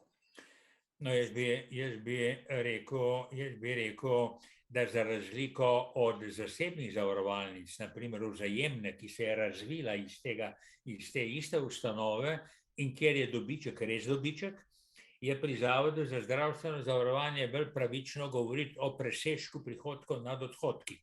V določenem trenutku, naprimer ob covidu ali pa iz drugih razlogov, zdravstvene ustanove ne konzumirajo denarja in pri proračunskih porabnikih, jaz se spomnim, je bilo še huje, ko smo na koncu leta hiteli in zapravljali denar za neumnosti. Skratka, jaz ne dvomim, da bo Zavod za zdravstveno zavarovanje ostanek dohodka, ki ga ne more nameniti samemu sebi ali pa dobičku ali pa večjim plačam zaposlenih, da bo ta denar slej ko prej vrnil v sistem. Se pa seveda sprašujem, ali ne bi z ustreznim razsojanjem, kaj se mu bo zgodilo do konca leta, če vidi, da nekatere stvari ne bodo uresničene in da bo denar ostal, ali ne bi za ustreznim prerazporejenim denarjem že tekom proračunskega leta namenil denar za skrajšanje čakalnih dob na področjih, kjer to lahko stori. Še en v bistvu novodobni zaplet, ki se nam obeta, je najava ukinjanja centrov nujne medicinske pomoči. Zdaj bom konkretizirala s primerom Logatca. Recimo Logaški zdravstveni dom, ki v tem trenutku še ima nujno zdravstveno pomoč, je v fazi prenove in delajo tudi prizidek. Vendar ta zdravstveni dom, ki se zdaj bo nekako zmoderniziral, ne ustreza več nekim kriterijem, po katerem bi lahko zapopadel oziroma bil tu za nujne potrebe, ne, za nujne bolnike. Kje je tukaj logika, ne? V bistvu se zdi, da nekaj poskušamo širiti in konec koncev pa tej isti širitvi nasprotujemo z odvzemom nekih pristojnosti. Ja, tukaj seveda spet meni, ki me stvari recimo res zanimajo in jih skušam razumeti, manjka jasna razlaga, utemeljitev, zakaj to ministrstvo predlaga. Seveda si lahko zamislim, zakaj. Naprimer, pomanjkanje zdravnikov, občutek, da nekateri zdravniki v nekaterih manjših krajih niso dovolj dobro uporabljeni, recimo dežurajo cel vikend, pa hkrati nimajo nobenega primera, bi pa lahko delali nekaj drugega. Ampak to si samo ugibam, kaj vse so razlogi, da prihaja do tega. Torej, najmanj, kar bi bilo potrebno, je, da ministrstvo razloži, ampak pri tem pa mora odgovoriti na ključne postulate nujne medicine. In zdaj, ne vem, če bom zdaj povedal jaz najbolj zadnjega, ker le nisem tako globoko v konkretni medicini kot nekoč, v zdravstvenem varstvu kot nekoč, ampak lahko bi rekel, da smo običajno govorili, da mora sistem zagotoviti, da življenjsko ogroženi bolnik, življenjsko ogroženi pa pomeni, da rabi pomoč v 1 uri. Mi ne moramo zagotoviti pomoči v nekaj minutah, to dobro vemo, ampak naša težnja je, da jo zagotovimo v 1 uri. In pomembno bi bilo prvič odgovoriti, a se je ta kriterij spremenil, a je ta kriterij šel mogoče na 5 ur ali na 2 uri ali na karkoli že, in seveda, kakšne posledice bi to pomenilo, kakšni so torej plusi in kakšni so minusi. Državljani morajo izvedeti, ker je zanesljivo vsako tako varčevanje, ne more biti samo dobro, prinaša tudi neke slabosti in zato je potrebno tehtanje. Kaj bomo? Res je, da mi ne moramo zagotoviti zdravnika v vsaki hiši, ki bo preprečil, da človek, ki umre, morda ne bi umrl, če bi bil zdravnik ob njem, če malo pretiravam. Ampak moramo imeti, tudi tukaj so potrebni jasni kriteriji in če ti obstajajo, potem jih moramo državljani izvedeti. Če jih ne izvemo, je pa seveda popolnoma upravičeno razumeti, da gre spet za varčevanje pri pacientih. Ja, potem pridemo... Varčevanje njihovih pravic. Tako, pridemo v bistvu skozi laične oči zopet do nekih zaključkov nenavadnih oziroma nekih, ki nas razburijo do te mere, da se je pač potrebno odzvati, ne? Ker konec koncev vemo, da kar precej denarja odteka tako in drugače, recimo nabave so rak rana zdravstva skozi vse obdobje, ker vemo, da gre tukaj veliko denarja tudi mimo in v bistvu zakaj varčevati na pacientih, ko bi se lahko lotili dejanskih problemov in počistili tam tisto nesnago, ki pač je za počistiti, ne? Definitivno. Jaz sem prepričan, jaz tega ne bom izražal kot nekateri populisti, ki pripovedujejo, recimo danes sploh še nismo rekli nič o korupciji, mogoče je pa to prav, da ne rečemo, ampak kakorkoli že, ne bi šel v populistične trditve, koliko denarja bi lahko prihranili. Kljub vsemu ostaja dejstvo, da je Slovenija po učinkovitosti uporabe svojega denarja med najboljšimi v Evropski uniji. Po nekih mednarodnih kriterijih je OECD Slovenijo dala, mislim, da med prve 3, kamorkoli že, se opravičujem, če nisem natančen, ampak po nekih številnih kriterijih le nismo tako slabi. Seveda, ker je tudi povsod korupcija. Če bi vam pripovedoval o korupciji v ameriškem zdravstvu, bi se prijeli za glavo in v nekaterih drugih državah. To ne pomeni, da jo opravičujem, ampak govorim raje, in korupcijo tudi ni mogoče izkoreniti v 1 letu. Nekateri pravijo, kako bi rekel, v starem času, ko ko je nek partijski funkcionar obljubil, da bo izkoreninil religijo do velike noči. In mislim, da je nekaj takega izjavil. No, v tem primeru tudi ne moramo reči, izkoreninili bomo korupcijo do ne vem česa. Korupcija ni fenomen v zdravstvu, korupcija je fenomen države. Vseh državljanov, od malega do največjega. In tukaj so potrebni velikanski in dolgotrajni premiki. Ampak jaz govorim o stvareh, ki jih je pa mogoče storiti. In mi imamo, mi potrebujemo dodaten denar, mimogrede.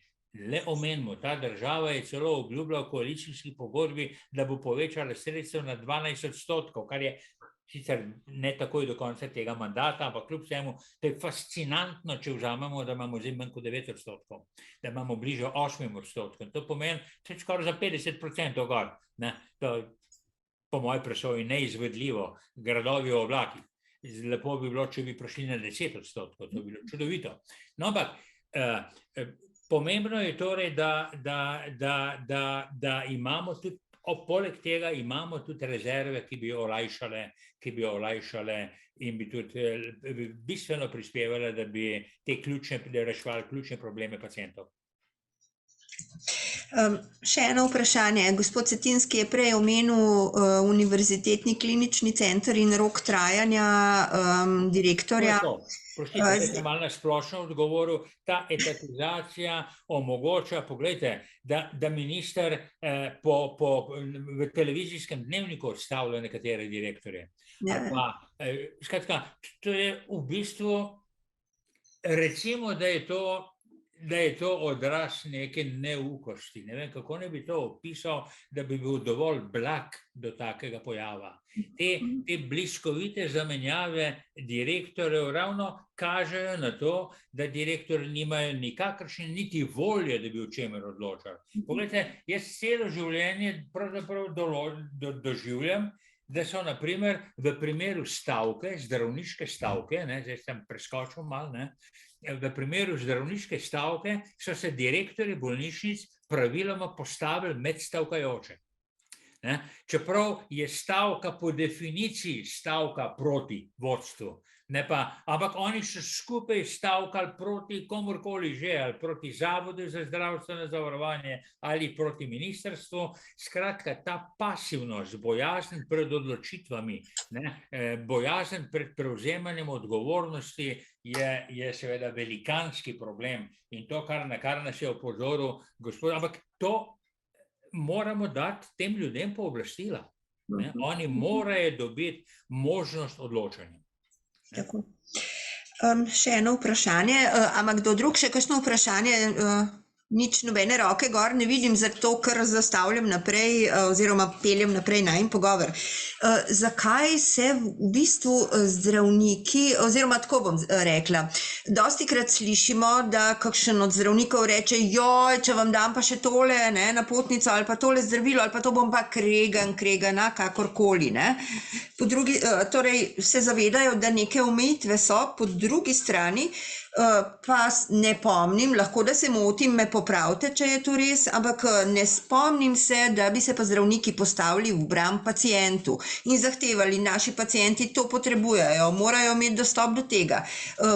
Ta relacija mogoče je tu pravzaprav nulta ali pa jaz slabo spremljam dogajanje. Jaz bi tukaj kljub vsemu jasno, da lahko kakšen zdravnik dejansko misli, da bi bil kregan. Bom razložil, v kakšnem primeru bi se to lahko zgodilo, ampak načeloma pa jaz mislim, da v veliki večini primerov, da nekateri pacienti preprosto zahtevajo še in še. Nekateri pacienti ne zaupajo dovolj družinskemu zdravniku, izbranemu, in ga imajo več ali manj samo zato, da mu narekujejo, katere napotnice bi on potreboval. Tukaj seveda sem jaz na strani družinskega zdravnika, on je ravno zato vratar, da oceni in ima zato tudi največjo odgovornost. Zato pravim, družinski zdravnik je najpomembnejša specializacija. Ne najmanj pomembna, najbolj pomembna. Nek vrhunski ekspert, čisto na vrhu piramide, je kljub vsemu samo vrhunski tehnik. Do njega pride pacient z diagnozo, z oceno tveganja, vse je znano, on samo še nekaj izvaja, kar bo v prihodnosti delal robot, ne pozabi. Ja. To pomeni, začetno odločanje je eno od najbolj pomembnih in meni je žal, jaz sem vedno študentom podpovedal, kako pomembno je biti družinski zdravnik. Ampak očitno je ta občutek, aparat, stroj, lučke in kakorkoli in seveda tudi medijski odnos do tega, kdo so junaki, kdo so pri nas, zdaj tisti, ki, ne vem, izreže en velik tumor ali pa ki nekaj naredi, se to je vse silno pomembno, jasno, ampak družinski zdravnik je najmanj toliko pomemben. Zdaj sem pa spregledal vaše začetno vprašanje, kaj je že bilo čisto na začetku?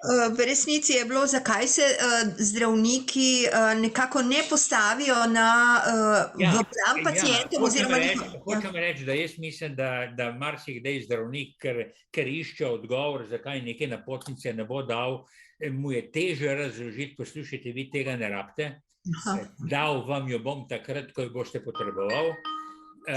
In ker tega ne stori in se potem dobi, tako kot mi tudi v vsakdanjem pogovoru z otroki najmanj iščemo neke izgovore, ki mogoče niso vedno čisto pravi. Res pa je, da pa smo v družinski medicini pa res vzpostavili pred leti pa neke negativne stimulacije, naprimer, za zdravnika, ki predpisuje preveč antibiotikov.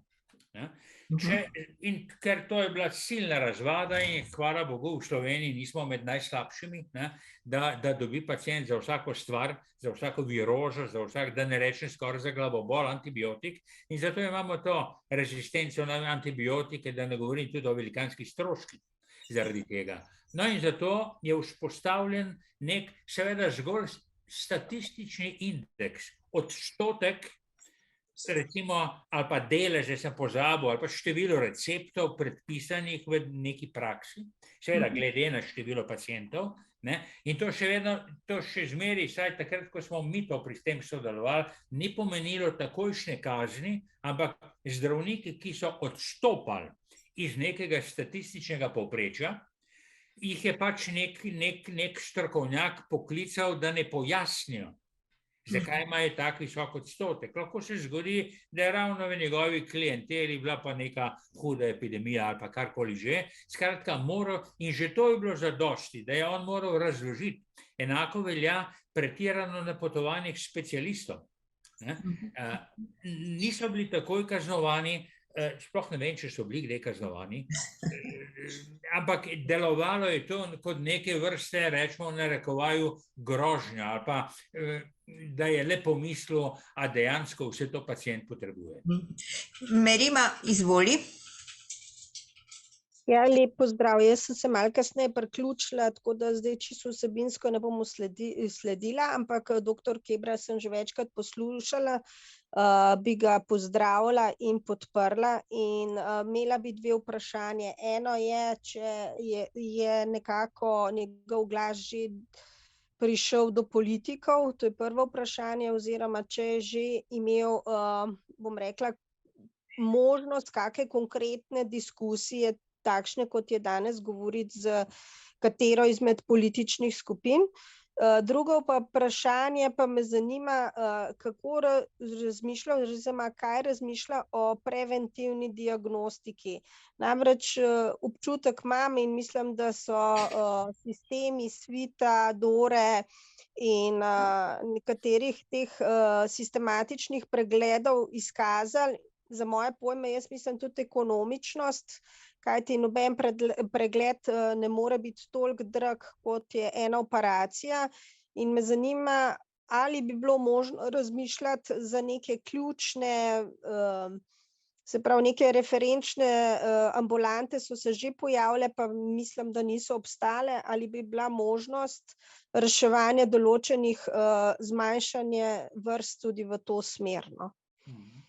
Mogoče bi odgovoril najprej na to prvo, ker me dejansko, jaz se navsezadnje sem se kot zdravnik celo življenje ukvarjal ravno s preventivo. Jaz sem recimo, ali pa drugi me imajo za začetnika preventive na kardiovaskularnih bolezni, jaz bi lahko rekel, da je Slovenija v 20 letih razpolovila umrljivost za srčno-žilnimi boleznimi, mimogrede. da ne bi mislili, da to sebi pripisujem, ampak aktivnost na tem področju je res zelo velika. V ta sklop sodijo tudi te ambulante, ki se jih omenili, referenčne, ki niso ukinjene. Samo v času covida so iz različnih razlogov zastale, ampak tukaj to pomeni, to je pravi pristop. Druga stvar je, kakšna preventiva. Poglejte, Hrvaška je ta hip, sem prebral, uvedla kao veliko zdravstveno reformo, da bodo vsi državljani obvezno celo ali pa imeli plačano, ne vem, preventivni pregled enkrat na leto. To je zame popolnoma nepotrebno, ne, takoj povem. Zakaj? Mi moramo najprej ugotoviti, katere preventivne aktivnosti res koristijo. In ne omenim kot primer, recimo mi imamo razmeroma dobro, pa še zmeraj ne v celoti, ampak vedno boljše razvito Žoro, ne? Še nekaj let nazaj je bila samo v Ljubljani in še ponekod drugod, ampak kakorkoli. Ampak v nekaterih popolnoma kompetentnih državah, recimo Danska, Finska, se sprašujejo, a je preventiva na tem področju smiselna pri raku dojke. Enako kot se nekje še zmeraj sprašujejo, v kakšnem obsegu in seveda v kakšni obliki je na primer preventiva na raku materničnega vratu. Ampak, da ne bom zrelativiziral, te tri preventive, rak debelega črevesa, dojke, maternič, so se izkazale in pri nas imamo rezultate. Mi lahko povemo, koliko manj smrti, koliko raka smo našli na črevesu, smo našli v operabilnem obdobju, ampak zdaj pa seveda reči, zdaj bi bilo pa dobro, da se pa lotimo še recimo raka na trebušni slinavki, to je grozna bolezen, ne? Ampak nimamo pa še pravega parametra, ki bi ga iskali. In če bomo zdaj mi rekli, no pa naredimo zdaj vsem ultrazvok trebuha, s tem ne bomo prišli do rezultatov. Je pa res, da nekatere države, ki imajo veliko bolezni, naprimer Japonci imajo ogromno raka na želodcu, zaradi svoje prekajene hrane, menda, in zaradi tega je na Japonskem preventiva gastroskopija. Gastroskopija na toliko let, kot je zdaj pri nas kolonoskopija, ne, od določene starosti. Skratka, hočem povedati, stroka mora povedati, katere oblike preventive dajo rezultate. Ker čisto vseh bolezni ne moremo reševati na ta način, da bi jih v kali zatrli že čisto na začetku, čeprav se povečuje možnost, da se bo to zgodilo. To je ta odgovor. Ampak ne na koncu rečem, preventiva, vsaj kar se tiče srčno-žilnih bolezni, reši več življenj kot vse operacije takrat, ko so ljudje že bolni. To je danes v svetu dokazano. Čeprav sem jaz, ko sem se na začetku s tem ukvarjal, poslušal od kirurgije, sej preventiva ni več važna, se bomo mi te žile zamenjali, pa zašili, pa naredili bypasse, pa bo vse tako kot prej. Pa to vam pripovedujem kot anekdoto. Če se vrnem k svojemu vplivu, naj vam odgovorim z anekdoto, ki vam bo pojasnila. Najbrž vam je znano, da sem se in da se še zmeraj intenzivno prizadevam za prezračevanje notranjih prostorov. V času covida se je to sprožilo, jaz sem podpiral to prezračevanje javnih prostorov, šol in tako naprej in seveda sem čisto dobro komuniciral s politiko, opozicijsko. Ta opozicijska politika je seveda skupaj z mano v parlamentu zahtevala, bil sem dvakrat ali trikrat v parlamentu in skupaj so opozicijski poslanci SD, Levica in tako naprej zahtevali, da pride do ukrepov na področju prezračevanja. Zdaj, ko so te iste stranke na oblasti, jih to več ne zanima. Pa so razlogi za prezračevanje šol še vedno tukaj. Tukaj so še vedno razlogi, da je boljša, da imamo še druge nalezljive bolezni, da imamo vsako leto gripo, da imamo druge virusne bolezni in seveda tudi to, da je boljši zrak v prostorih, tudi boljši za koncentracijo, za kognitivne procese pri učencih in tako naprej in tako naprej. Skratka, majhne investicije bi lahko veliko naredile, ampak tega ne dosežemo. Nekateri pravijo, da sem dober takrat, ko je potrebno pisati predvolilne programe za razne stranke, tisti hip, ko stranke pridejo na oblast, pri njih prevladajo, jaz ne vem, kaj bi rekel. Ko iščem sam neke razumne razloge, zakaj se tako dramatično spremeni pogled strank, jaz ne pridem drugega kot do vpliva nekih kapitalskih lobijev. Ni več zanimanja za ukinitev dopolnilnega zavarovanja, ni več zanimanja za kaj drugega in tako naprej. Skratka, ali pa preprosto ni več zanimanja za zdravstvo. Hvala. Jaša je še držal roko gor. Ja, jaz bi se mogoče sam navezal na to, glih to vprašanje, koliko politiki upoštevajo dr. Kebra in celotno iniciativo Glasu ljudstva in zahteve ljudi in to dejstvo, da večina ljudi, kogarkoli vprašaš praktično, jaz ne poznam nobenega človeka, ki bi mi zagovarjal, zakaj bi bilo dopolnilno zdravstveno zavarovanje nekaj pozitivnega. Preprosto nisem še nikjer zasledil kogarkoli, ki bi to javno razglašal, pa vsem se to še ne spremeni. Točno to je smisel tega, zakaj smo tukaj, zakaj obstaja ta iniciativa, zakaj obstaja ta kampanja, zakaj bomo imeli v četrtek ob 11. tiskovko ob začetku te kampanje. Moram reči, da sem zdaj končno prišel domov in sem neljubo ugotovil, da tole deljenje na Facebook, od katerega smo si obetali nek širši doseg, v bistvu ni šlo preko teh kanalov, ki bi dosegali zelo veliko ljudi. Tako da moram biti, da teh, koliko vas je zdaj tukaj na tem Zoomu, vas je nekih dobrih 40. To je to, no. Vi ste v bistvu te ljudje, posamezniki, ki to spremljate, in bomo probali seveda ta posnetek deliti še pol na socialna omrežja, ampak edini način, da dosežemo od politike očitno neke ukrepe, je to, da jih prisilimo, da jih soočimo s tem, da sej nam je tudi ta minister, nam je obljubljal, ampak dr. Keber že na začetku, vedno je ta datum nekje malo v prihodnosti in nikoli niso te stvari zelo jasno zamejene. Zato je ta kampanja pomembna, zato je pomembno, da smo čim bolj množični, da dejansko ob tem tudi z grožnjo nekih protestnih akcij, tožb, tako kot smo rekli, teh tožb, teh ljudi, ki so zavarovani, ki plačujejo zavarovanje, pa nima izbranega zdravnika. To je edini način, pravzaprav, da lahko dosežemo to, da se zdaj aktivno začnejo ukvarjati politika z temi vprašanji, da začnejo naslavljati. Tako da še enkrat apeliram na vas, če imate čas v četrtek ob 11, če lahko to uredite pred zdravstvenim domom Polje, bi bilo super, da nas je čim več. In potem tudi naprej pri prihodnih akcijah, kot so te tožbe, kot so tudi deljenje informacij prek socialnih omrežij in tako naprej. Res edina stvar, ki jo imamo, je ta naš angažma, je to, da smo lahko aktivni državljani in da zmobiliziramo čim večje število naših znancev, prijateljev, sorodnikov in tako naprej.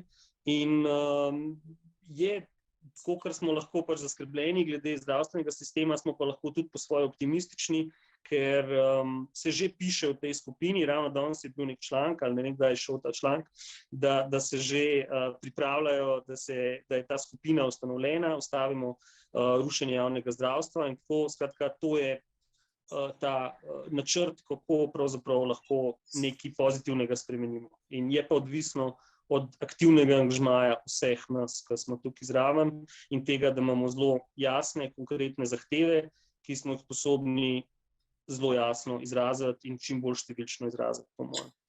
To sem hotel sam dodati.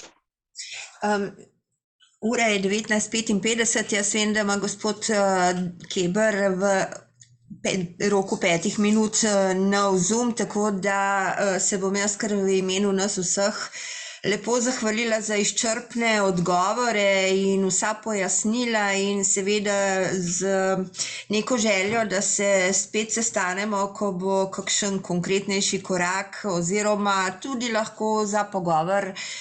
Zaključujem naše današnje srečanje, res vas še jaz vabim, tako kot je Jaša rekel, če le imate možnost, se nam pridružite v četrtek, mislim, da je sporočilo jasno, takrat, ko je podprto tudi številčnostjo ljudi, žal v tem trenutku je številčnost tudi pomembna, ne samo artikulacija, tako da Upam, da se vidimo. Hvala lepa za vso podporo.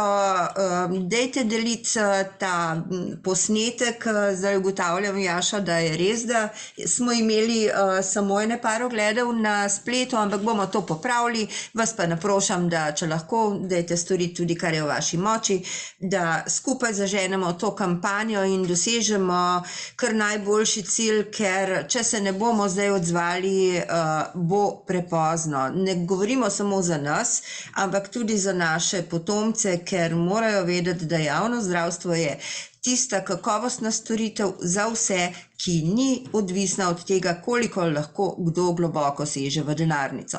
To je bistvo vsega in to je bistvo ogledalo naše države. Hvala lepa vsem za sodelovanje in upam, da se vidimo.